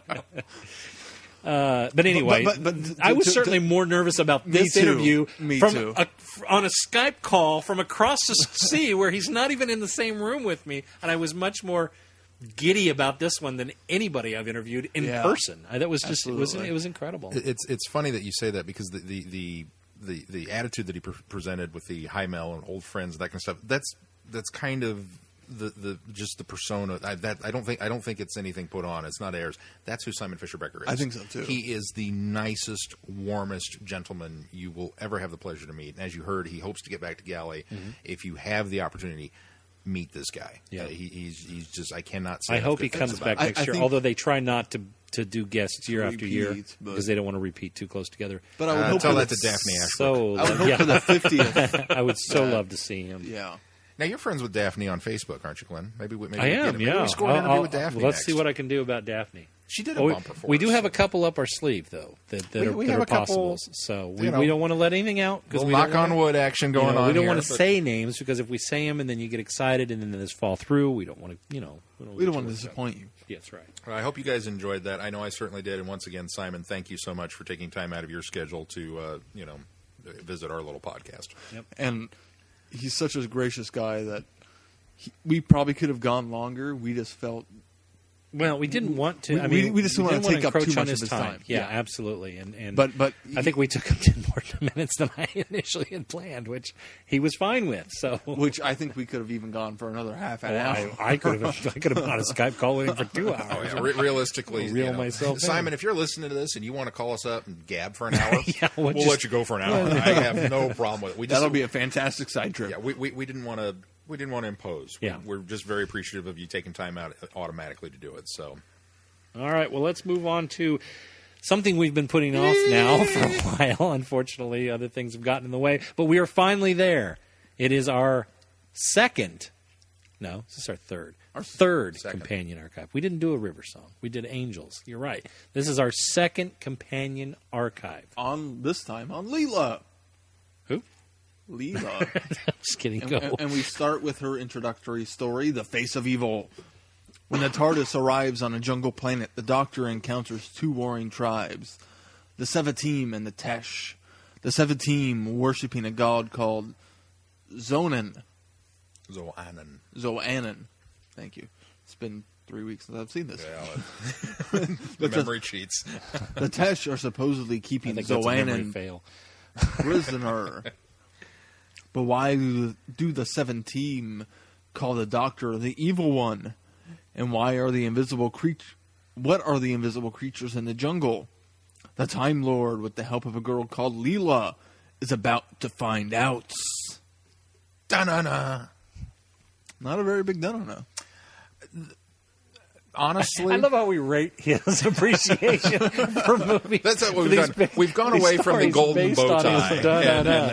There's no more bow tie Fez ranking anymore. Now it's just how strong was the dun-na-na. I feel like I'm going to have to get like a decibel meter now. Well, what did this rank? That was just the 2.0. Oh, that was a 3. You're going to want to take the earphones out when we get to Invisible Enemy. Oh, yeah. I know. No, I'm going to mute you. I'm so looking forward to that one because Me too. Canine. All right, but we're doing Face. But tonight we're doing Face of Evil. This was one that as a kid, I remember watching it. I remember just being in awe of this story and head over heels in love with Leela and the invisible monsters in the jungle and everything about it. And on replay, it was still fun, not quite as good as I remember. Well, this is another good example of political maneuvering, regardless of the time period. Yeah, very much so. Well, or even location. Planet. Yeah, planet. This is an alien planet, granted. Primitive, by any stretch. But the fact that of what Zoanan was really clever. And the fact that the Doctor had encountered Zoanan before and helped establish Zoanan, but didn't wipe himself out of it, I thought was really well done. And the fact that his face is on this mountain, it's Mount Doctor, it's instead of Mount Rushmore, I thought was really cool. And wasn't that just like the greatest cliffhanger? That was a good cliffhanger. Of all of the cliffhangers we've gotten recently that have been lame, that was like, whoa! It's just that the resolution of the supercomputer was a little of a letdown for me. The ideas and the theories were fantastic in this. It was just, I don't know, something fell flat for me. You know, I don't even know that it was a letdown for me. I see where you're coming from, but I don't know that it was so much a letdown as it was the story wasn't predictable in any way. That element of it felt predictable. It was almost, once you got there, it was like, well, of course. You know, it was one of those, I didn't see it coming necessarily the first time I saw it. Of course, I was much younger, but it was one of those, when you get there, it's like, okay, that makes sense. You know, and it wasn't, not even so much a letdown for me. Well, it was more of okay, that makes sense. That's where they went with this. It wasn't so much of where they went with it. It was more of how they dealt with it.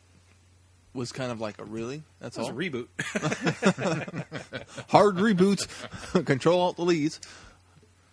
Take the Doctor's mind matrix out of it, and we're good. Yeah, but I don't know. Just the last episode felt kind of anticlimactic to me.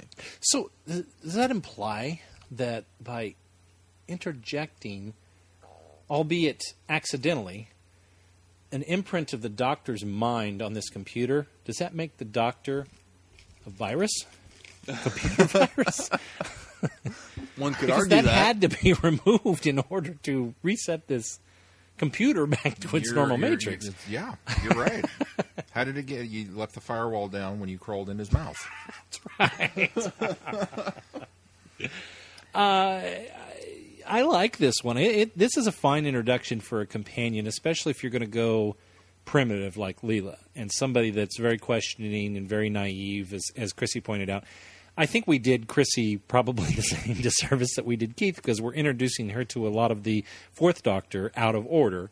And she had made the comment about how she enjoyed Horror Fang Rock, Leela in Horror Fang Rock, and Invasion of Time much better. But Which again, remind me, have I seen Invasion of Time? That's Yes, the one that that's was with the- all That was Leela's swan song. Oh, okay, that's right. Okay. 6 parts of Santarans with no Santarans Yeah, until the end. end. That's right. So that it's because Leela's a strong character by that time.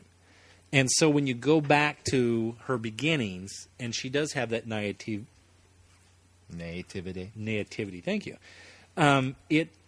It is a little jarring, but and it's hard for me to see that because I actually was much fortunate to see Leela in Order, and so I saw her evolve and grow as a character, and so I really enjoyed this for where the place that she comes from. She's already in exile among her own people, and so that easily sets up a vehicle to make her a companion for the Doctor.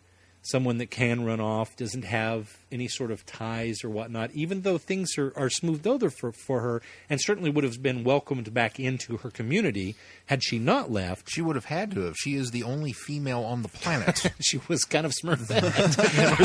We've got this whole tribe of half-naked 17 members and all of the Tesh in their funny elf shoes, and there are no women Yeah. on thought either that, side. That was a bit odd. I honestly didn't mind the character difference from what I've seen of Leela before, because it was her introduction. I knew she was a savage, but I didn't know any of the circumstances of how she was a savage. And I appreciated that aspect of the story, of her introduction. Even the Janus Thorns and I kind of like the Janus I Thorns. did too. I thought that was a really interesting development. Which now you finally get the Horror Fang Rock Janus Thorn. No, it's I'm sorry, Invasion of Time. Janus Thorn mention. Yeah. They harken back to this first meeting where that's what I mean. There's Janus Thorn's very prevalent in this, and the Doctor pretty much forbids it from here on out. No more Janus Thorns. Which she uses, and then the Doctor finds an antidote for her. Yes, which yes. I thought was a nice tie-in. It was a nice tie-in. It's a very fun live by the sword, die by the sword parallel. Yeah. That, what did we learn? Don't go jabbing people with But that. also appropriate for the mentality of this tribe, this primitive tribe, that they utilize what they have, and that's basically their nuclear bomb for their society is the Janus Thorn. That you use this, there's no coming back. Yeah. And Which- fortunately, the Doctor's there to prevent that from happening to her. It's nice to see, too, because we got so many of them with Pertwee, and I'd actually forgotten about that bit when she got stabbed. And I was like, oh, yeah, I forgot that happened. And then we get a Tom Baker moment where he's playing with the computer, looking through the microscope, trying to do some science stuff, which you don't really get much of in his era. Some of the early ones where, he still messes around with Unit and Robot and that kind of stuff, but not too much afterward. Afterward, it's all dashing about and being arrogant. That's true. It's a throw out to you, Chrissy. What you guys think of the set design on this one? It's clearly done all on interior sets. Yeah. But I think the jungle setting of this was very well done. Now, there's times where... Anybody else get the petrified jungle Yeah, feel? well, this was almost a better done version of that. Agreed. You still... I mean, it's obvious it's inside because it's shot in such a way that you can tell that they're on a soundstage. And you get some times well where you lit. see you get the soundstage flooring almost where the sand or the dirt that they've pushed on there, you kind of see the floor bleeding through. But aside from the very minute flaws in this, I thought the set design was fantastic. I thought that I would agree. that the set artists did a fantastic job of creating this alien planetary jungle. That was where they lived, and the divide between that and the mountain, and where the actual computer is residing, where the interiors of it was just Zoanen's headquarters. It was so neat. I really enjoyed that. I thoroughly enjoyed the set design in this. Well, and this is one too that, again, harkening back to when I was a kid, there's so many elements because you've got the jungle, which is scary, and now we're going to put invisible monsters in the jungle, which is scary. And I tweeted out one of the reasons why I think I like this one so much is there's a lot of Forbidden Planet. Yeah, I because agree. we've got an alien setting, we've got the invisible monster, we've got the supercomputer that's gone nuts and kind of created visions of the id with it's actually the Doctor's face in the jungle. And once again, we're finding there's a lot of the Tom Baker era that was lifted from other other movies and whatnot.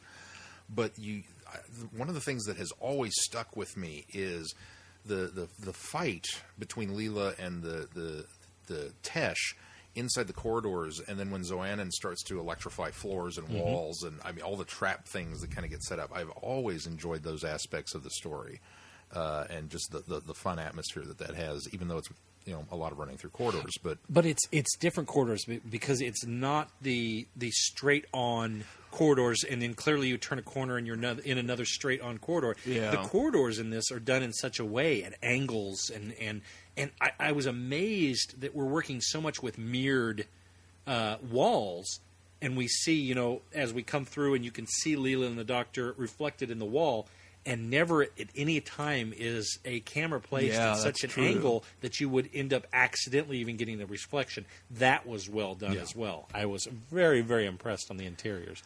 There's a lot of credit to Pennant Roberts for that. Yes, absolutely. Yeah, it was a well-directed episode. I want to give a bad shout-out to the To Entertain group with the DVD cover. Yeah, spoilers. Well, what's up with this? The Mount Rushmore Doctor head in the episode is one of the greatest. I mean, it looks fantastic. It does. And it's a terrific it's mold. impressive, and it's a great mold. And the one that they've got on the cover of the DVD is not. And that's really the best thing I can say about it. They've also got a very, very badly photoshopped Leela on the cover. She's not photoshopped. This is artwork. This is completely drawn. Whatever it doesn't look right. Oh no, I would agree with the Mount Rushmore Doctor face. The Leela on here is absolutely stunning. I think this is a fantastic rendering of Leela. I think she looks gorgeous here. She looks gorgeous. She's got the right look. She's got there's something not quite right with her face. No, I would agree. Now Tom Baker looks kind of befuddled there, but I'm not sure what's going on there. But he's confused. He does look confused. You're right. And what is she holding? Is this an ice pick? It's a Janus thorn. It's got a green handle. Maybe that's her knife. Maybe it's head on. Her knife. Maybe it's her edge knife. on. Okay. And you're seeing the edge of it instead of the flat on blade. One of the things I was slightly disappointed with this story was the fact that first hints that this was an alien scout ship. You picked up on that really quick. I got that immediately. I knew as soon as the first hint was dropped, I knew that, they come from this ship that crashed here. I didn't know entirely the circumstances, but I knew that's where it came from. I'll be honest. I was watching this with you. I was really disappointed that you picked up on it that early. Because, again, as a kid, I remember thinking when we got to that reveal, because it was like, why is this crazy priest? And there it is again, the religious guy is the one that's nuts. What is with that? But why has this guy got this football helmet with a glove on the top of it? And again, fantastic set design. That all goes into it. The costuming, the props, and everything that they put together to leave these little hints. I was just cool. But I was disappointed that you nailed it just right out of the gate. And I was like, oh, man. Because that was a big reveal to me as a kid. Yeah, I would agree. Whoa, really? They're from the ship. And I thought maybe it was because I saw it coming this time because I had seen it before. But if it was that obvious... I thought it was obvious, but of course I'm a huge sci-fi aficionado. So. Well, there's also been I think the themes that were brought up in this... It's not a new theme. I mean, it's not a new theme, reused. but I think there have been certainly more of this style of story that have happened recently. Recently, yes. Things like Pandora. Much later, yes, absolutely. Which spoilers, I guess, if you haven't seen that one. Oops. I liked Pandorum. I just didn't like the creatures in it. I loved Pandorum. I thought it was cool. But yeah, everything about Face of Evil, not a review of Pandora. Yeah, everything about Face of Evil, I liked. I liked the plot. I liked the ideas. I liked the black wall. As much as he upset me, I liked the crazy priest guy. Mm-hmm. I think that you talked about the political jockeying here, but we also couple that with the religious aspects of this. Yeah, and that was kind of a nice meld of the two. I thought that maybe was well because of the more recent classic that we've watched, that whenever it seems to me that whenever there's a lot of political maneuvering, there's always the religious aspect of it. Yeah, well, I go back obviously to the Peladons. Yeah, that's the first thing I go back to. Yeah. So maybe it's just because those It might be are, coincidental that we've watched them all most recently. That could yeah. be. Yeah, Absolutely. I don't remember the religious aspect in the very first episode. There wasn't any there in Unearthed. No, there was just Unearthed the crazy old woman. Yeah, we had sort of so I know- that was more of a political thing. I know there are yeah. strictly political, but Yeah. coming on the heels of Peloton, that Yes, it felt no, like there was absolutely. the religious aspect was kind of redundant. I would agree. And we'll go back and keep I throwing can see them out. that. There's also some really great lines in here, specifically dealing with jelly babies. One of which you used I used in the for my open. open. Don't move or I'll kill him with his deadly jelly baby. And then later, I don't take orders from anybody. Oh. And then later, when he offers one to Leela, and she's like, "It's true, the evil one eats babies." Well, that's even earlier, actually. Was that earlier? Yeah, when he offers her a jelly baby. First meets him. Good stuff. It is good stuff. Well, our second one on the slate, The Robots of Death. The TARDIS, carrying the Doctor and his new companion Leela, arrives aboard a huge sand miner on a deserted world. The small human crew relies almost entirely on robots to carry out their every task and whim while they mine the planet's rich minerals. Suddenly, one by one, members of the team start to disappear. The time travelers discover that someone or something is murdering the crew, but of course nobody believes it could be the robots. Da-na-na. I'm going to put this out there because one of you is going to say it, and I'm going to say it first this week, even though I don't always agree with you guys. 10 Little Indians. Yes. This and quick. And this is the this quintessential Is, this 10 is Little the yeah Indians mode. exactly. This is the quintessential. Now you guys may have used it appropriately before. You may have not used it appropriately before, but I will quantify that this is the quintessential 10 Little Indians mystery. This is what's going on here. And it's not even until the last part of the third episode that we discover what's really who's really behind it. Which is in typical 10 Little Indians Yeah. style. Do we even have... We get the mystery throughout. We have 10 crew members on this, don't we? There might be. I wonder. I think it was. I think it was it's pretty very close intentional. to it. Yeah. If not, it's very intentionally set up, obviously in that mold. But Mm-hmm. I think it's close. That's and where man, they they win. start dropping quick. Mel and I were watching, and we got to the body the Doctor finds in the grain hopper or the sand hopper, and she's like, "Isn't that guy that was just talking a minute ago?" And I'm like, "Yeah, I think so." And then he was being buried by gravel or cornflakes, whatever it was. Sawdust. It did look like I cornflakes, thought, didn't it? again, as a kid, I remember watching this going, holy crap, this is and then the snorkel, and it's like, oh, thank goodness. And then as he starts climbing out of it, when I'm watching it, and I'm like, I think that's cornflakes. I think that's how they did that. Because obviously you can't cover Tom Baker with gravel. No. That wouldn't be safe. Not Tom. There's a lot of good in this story. I love this. There's some bad, but This it's is enjoyable. This is my least favorite Leela story, though. I think. Well, no, that's not true. No, that's not, I know This that's is not one true. of my least favorite Leela stories. All right, wait, hang on. Keith, you go was first. given Yeah, a back go seat. ahead because I don't think I'm not gonna tear this apart, but I'd be curious to see. I think my complaints would be that Leela, after being introduced, was kind of given a back seat in this story. I don't even. Yeah, but see, I doesn't think have a that's. whole lot to I do. think the reason for that is Leela. That's the one thing that is odd for me that they would choose to go this route, as far as creating a story, is that we've come from this primitive planet that even though we have a lot of technological explanation for what's going on, suddenly she's just lunged into this very. It's not a gradual thing. Yeah, this very futuristic, and she seems to. I mean. Kudos to her as a character that deals she with can it well. grasp it. Yeah.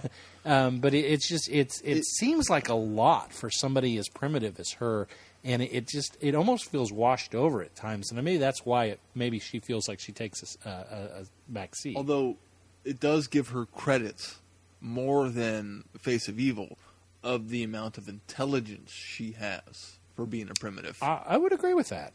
I would agree. Yeah, And No, that's one of the things I liked about this. It was well noticed. It accented her intelligence. Yeah, well noticed. I would agree. Despite still filling her with moments like keeping the yo-yo going. That's neat, because it's though. part I of the liked magic. that. Oh, And it I was did too. funny. It was I a did nice too. light way to start the episode. It had a balance of this is a primitive person, but she does have intelligence to her. She just needs to be taught. Well, I think what It that shows the states to potential is, of her. What that states too is not the fact that it's the literalness that she takes it. That she thinks that if she doesn't do this, that's the importance of it. Is she thinks if she doesn't do this, that something's going to happen, and she doesn't understand that it's not a literal tense. It's more of it was just a descriptor of how the yo-yo works. The doctor failed by not by it being too little, or not recognizing. You said I must keep it going up and down. Not recognizing that it was just too literal for somebody that primitive, that primitive thinking, I should say. I really liked the design of the robots. I think if they brought these robots in the new series, they wouldn't need much updating. Fit right in when they I really would. I would agree. And I don't know if I should say yet again or for the first time, red eyes. That's what Mel cued into that. She was like, "Oh, it's like the Ood." Yeah, exactly. I tweeted that when it happened. Yeah, I think so too. Just as a side note, Paul Salamov, the guy that owns the TARDIS console and built the Morbius prop that won this year. Oh, yeah. Last year won with a Vox robot. Oh, nice. Yeah. I wish I would have seen that because I was like, oh, that would have been cool. And, I forget the 84. What was the first part of 84? D84. D84. Was such a great addition to it. And the fact that he was there, but as an infiltrator with somebody else. And he had so many great moments in this story. Please do not throw hands at me. Well, primarily. And what a better way to infiltrate. But first of all, using a robot. But second of all, using a robot that's presumed to be mute. Yeah. Yeah. So, I mean, there's an even better cover for you, as a secret agent robot. Secret agent robot. Part of it that fell down for me was the whole reason that the inventor's son of these robots chose to the Tarzan problem. He was raised by robots. Yeah, that's what fell down for me on this story. The Mowgli story that I almost would have preferred that the robots had a virus or something. Yeah, I would agree that's and I'm glad you brought that up. That's because the weakest part of this story. That's what I'm glad you brought that up because that's my problem with this story is the fact that we've got this human that's bent on revenge because he was raised by robots, and essentially, it's a vengeance play against discrimination against robots. I think that seemed so odd and weird to me. Not necessarily out of place. It's appropriate for this story, but it works within the story. But it's just only to an extent though, because which even lends to if you know. 10 Little Indians, there's even still more of an implication there that you can tell they really farmed 10 Little Indians from this. I mean, but to some extent, it's like really just this random crew you're gonna extract vengeance on. Well, I didn't really get much connection to them. It was the stepping stone. Yes, today the sand miner, tomorrow the world. But you also get the impression that there's a statement on society there as well, because I mean. What was their workday consisted of 20 minutes.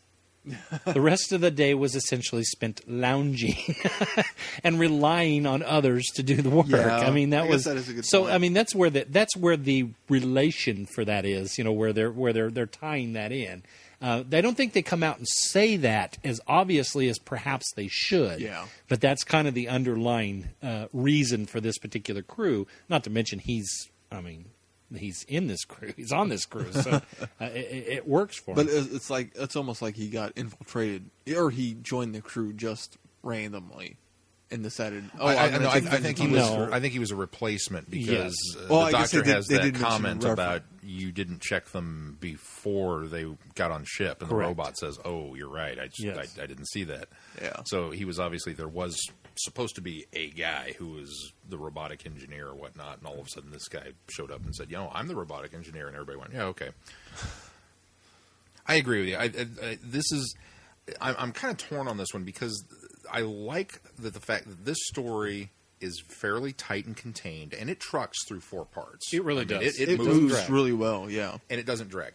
But this is almost one of those that I felt could have benefited from being a 6-parter. You could have gone us a little bit more. I don't know if I'd go 6, maybe 5. Certainly 5. We could have used a lot more backstory on this guy, this inventor, this crazy scientist guy. But because the robot mentions him almost as a name drop. The Doctor doesn't really seem to know who he is initially, and then kind of cues into, oh yeah, I think I know who that is. And then immediately, well, this must be the bad guy, and he's on the ship. And I mean, there's just a lot of exposition. And then he shows up in makeup. Yeah. There's a lot of exposition that's just kind of crammed in there, thrown at you, and then you move on. I think that, though, the reason why it feels that way is because we don't get to the crux of the story until very near the end. Yeah, it takes a long time to get out of Tim Little. It doesn't take a long time, but they do wait. They do make you wait. They do work on this mystery as we're going, and they pluck each death out of there, and they give you that, and again in the Tin Little Indian style. But I think that it feels like that because we wait so long to give the big reveal, and then there doesn't seem to be enough time to explore that backstory. That I even think the fix for this is not 5 episodes. I think the fix for this is to bring the mystery to a close a little sooner, and then have the climactic peril there start to happen a little earlier. I think that would have worked a little better for this story, because I think the pacing on this is great. I think it's an appropriate 4-episode story. I just think the rush elements of it feel like they're just because they're crammed too close to the end of it. And if you just back that off, you would have had a perfect 4-episode Well, even story. some of the crew interactions, the fact that they do have only a 20-minute work shift, the fact that the one I forget her name, but the one chick who absolutely despised the captain, and then she's rooting through his quarters. Mm-hmm. I mean, you don't. They give you just enough of that. And then you kind of get the fill-in when he reveals that, well, yeah, on my previous crew there was this guy, who had robophobia and then jumped out the airlock, and we couldn't do anything about it. And his family was rich, so they swept it on the carpet. But it's almost just kind of like, oh, that plot thread's wrapped up now. I mean, again, they could have given us a little bit more with that kind of stuff. Maybe, but I think the thing is, they're trying to make the viewer suspect him for the longest time. Yeah. And so you go into it thinking that you shouldn't. if you know any good storytelling, you don't pick the obvious guy. It's not the butler who did it. But you try to pin that on somebody so that they're basically the red herring, so that you can use that little twist at the end. And I think that the problem is that you have to do that. You have to explain the real story quickly and get it over with. And I think that's the purpose of wrapping that up quickly. I didn't have a problem with that. Yeah. Maybe I enjoyed this story more than I thought I did, because just recounting a lot of this, I mean, I can't think of a lot of the flaws, with the exception of pointing out the ones at the end there. I think that's the main flaws I have with it. I again go back to production value. I think the liner production, I thought, high, very high. The liner looks great. That couch that Leela jumps on, and it's got the little pyramid. I was like, I want that couch. I'm ready to go out and find and buy me that couch. I want the couch. The set scenes are great. The set scenes are great. The model shot, I would have liked the miner to look. I did not go back and watch it with the new special effects. I'm kind of curious to see what it looks like. The model is a bit odd and clunky, and maybe that's what they were going for. I didn't like that. The cutting to the outside, maybe it looked too modelish. And I understand, again, it's Doctor Who, it's low production standards, it's doing with what we have. But there's a lot of times they work with models. In fact, I'm going to segue just a tad here. I watched the... not all of the Lost in Time box set, but I did watch the documentary, and they cut in a lot of the missing episodes in that documentary, which if you've never seen it, it's Fraser Hines and Deborah Watling who do the narrative on it. And I had never seen the shot of the ship landing in Dalek Master Plan. and it must be at the Open. It's such an incredible shot, and it's all done with a model, and it looks fantastic. And so just seeing that in 1960, whatever, 4 or 5, whatever year that came out, and appreciating what they could do. Now, granted, that's in black and white. That totally sets the bar for how all of your model shots should look. And so when I see something like the miner in Robots of Death, and it looks very modelly. I've seen great model shots in Doctor Who where they've done a really nice job of framing it and making it look as realistic as you possibly can for a model. And so to see this, I was kind of set aback and went, I just don't like it. And that was one of the things that turned me off of this episode. I think they maybe tried. There were a lot of shots, really unnecessary ones, but I think the intent of them was to maybe pull away from the model look and kind of give that scope that you'd see this thing and the big giant screws turning and everything. And then they would go to that shot of the robots in the window. Mm-hmm. Or there was a lot of we're looking through the interior of the ship all the way across to the balcony and the railing, and the little guys are walking through that, that I liked. That was cool. There was a lot of that kind of cool. stuff in it. To a kind nice of give attempt that sense of on scale. the window where you see the robots walking in front. Yeah. Nice attempt there. Don't get me wrong. It's just the model itself. It's just I had some issues with it. Looked like an old Tonka toy I had. The terrible, terrible tank. Yes. That's it. I did have some issue with the silos. It just seems so out of place. Like where the Doctor almost gets buried.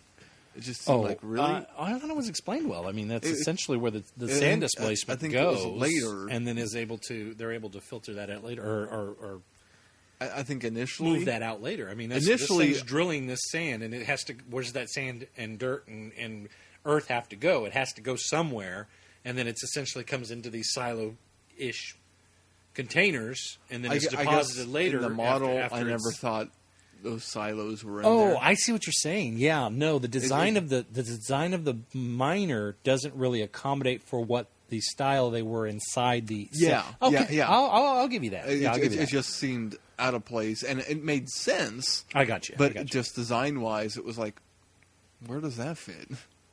I got you. It was in the scoop and up the tube and down in the. But why is that? Why is that in? Okay, here. Maybe this is it. Why is that in a main area, walkway area, where people would be accessing that frequently?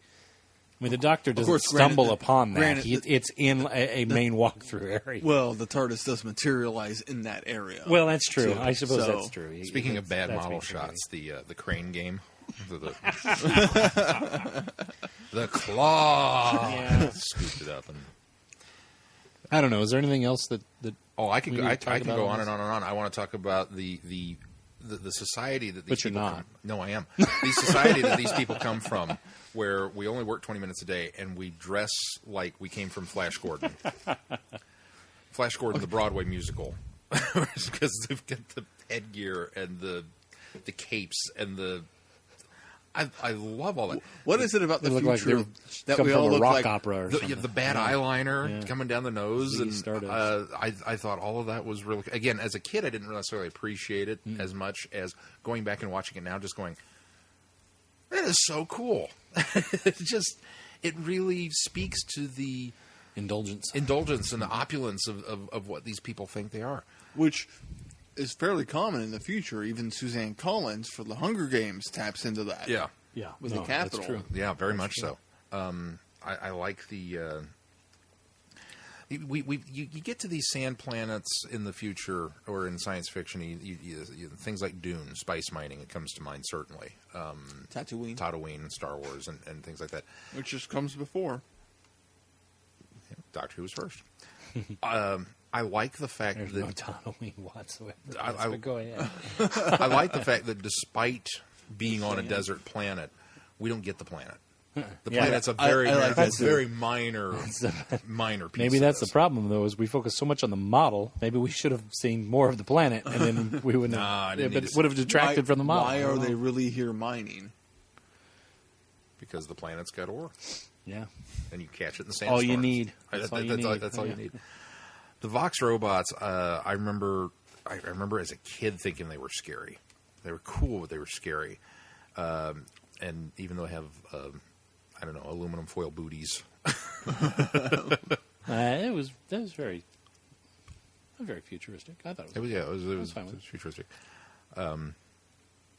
I don't know. I can't say enough about this. I love this story. This has always been one of my favorite stories, and I agree. The guy being a little psycho and Tom giving him you're just going to be a good little maniac and tell me what you're up to now, right? On the helium use to escape. Yeah. To change the voice enough that the robot wouldn't respond to him.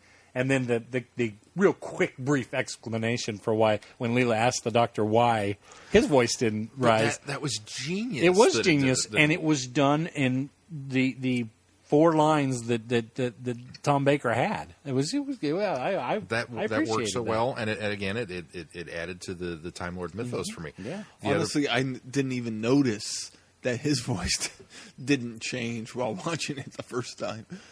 I also liked the attempt to describe interdimensional. What is it called? With the 2 boxes at the beginning. Yeah. Interspatial. No. Transdimensional engineering. Is that it? Yeah, that must be. I can't remember for sure, but that sounds more accurate. Hey, but the boxes, one far, one close. And Mel looked at that and she went, "That is really cool." And I laughed and I said, "Enjoy it, because that's as far as an explanation of how this works as you're going to get." She goes, "That was a good explanation." And I looked at her like, "Really? Are you smoking crack? Because I still don't get it." Well, the funny thing is, I appreciate the attempt, but it's not that at all. I felt like Matt Smith. I felt like the 11th Doctor going, "Well, imagine this. You've got this one here." But it's really nothing like that. It's what I thought. It's not really like that. I mean, that's different. But that was a quick way to try to make it look like you're explaining to us what it is. Well, and again, in the continuing education of Leela, this is that's as best how as we can do. Okay, this is how you can understand it. Yeah. Now, that's what it was. I hate that console room. It's a perception issue and not necessarily, which is not. Well, didn't we establish that was the backup console room for some reason for Sarah Jane's departure? That's the same console room. It's the same console room for Sarah Jane's departure, yeah. And it was it's the 70s panel. Which in between the two, we saw the regular console room. Didn't we? Not in between. For Deadly Assassin. No, he was still in that one in Deadly Assassin. We don't see any. We see very little TARDIS in that at all, if any. I suppose I should rephrase. I enjoy the darker paneling and the stained glass motif that they've got going on in some of it. It has some of a 8th Doctor feel to it. It does. It does have a little bit of steampunk. I hate the console. Now, it's so small. Ironically, if any of us were going to attempt to build a console, that'd be the easiest. That's the one we could get away with, because you just need an octagonal. It's smaller, and it's a lot smaller, and you can stick it in a corner, and you could actually use it as a writing desk. And poker just table. Have one I'm side. telling you, just pull the top off of it, and there's the felt. It's the whole 70s, 70s paneling. We had a room in our house. It was our family room. And it had this brown paneling all around. In fact, up until recently we had one like that in my house now, but I changed that shortly after we moved in. My mom's house still has it in the kitchen. It's just you've got this brown paneling, and it felt so 70s. And I understand it was done in the 70s, but I can't say any good things about the secondary control room. I don't like it. So. For you now, Keith, this is you've got the long and the short of it. You've got the introduction to Leela. I saw the exit and the introduction. The farewell to Leela. And I know when we did the farewell, we talked a little bit about how Leela, of all of the companions, does have that arc that she definitely grows from where she starts to where she ends up. I can see that character growth just from Face of Evil to her departure. I can see that. He's doing the mouthful talk very well. Thank you. Keith's still eating crackers. Tonight's cheese tray brought to you by Hormel. I wouldn't mind going through all of Leela in order. Seeing that character growth, knowing where she ends up. I think that's something that would be enjoyable. Now I forget which was the first Leela that we did. Was it Horror Fang Rock form? Yeah, I believe it was. Yeah. And you weren't totally keen on her initially, I don't think. I wasn't. But then by the time you got to the next one, which would have been Invasion of Time. Would have been Invasion of Time, you liked her so much more. Oh, yeah. Do you still feel that way having seen these two now? I like her more, yeah. I feel like when we do these archives with companions that we need to talk a little bit more about the companions than maybe the sure, production or the paneling of the TARDIS. So well, no, you're right. And I think we have, though. We've spoken I just want to make sure that I think one of the things that I liked so much about her in Invasion of Time was her interactions with K9. You're going to love Invisible Enemy. Horror Fang Rock came before. It did. No K9 in that one. Yeah, so... He wouldn't have got up and down the stairs even if he was in it. They would have written him out of it. They would have had to have written him out of that one. I knew just based off of that. I'm waiting for the episode where K9 gets the Dalek hover up the stairs moment. Well, if he can float around and... No, we don't talk about that.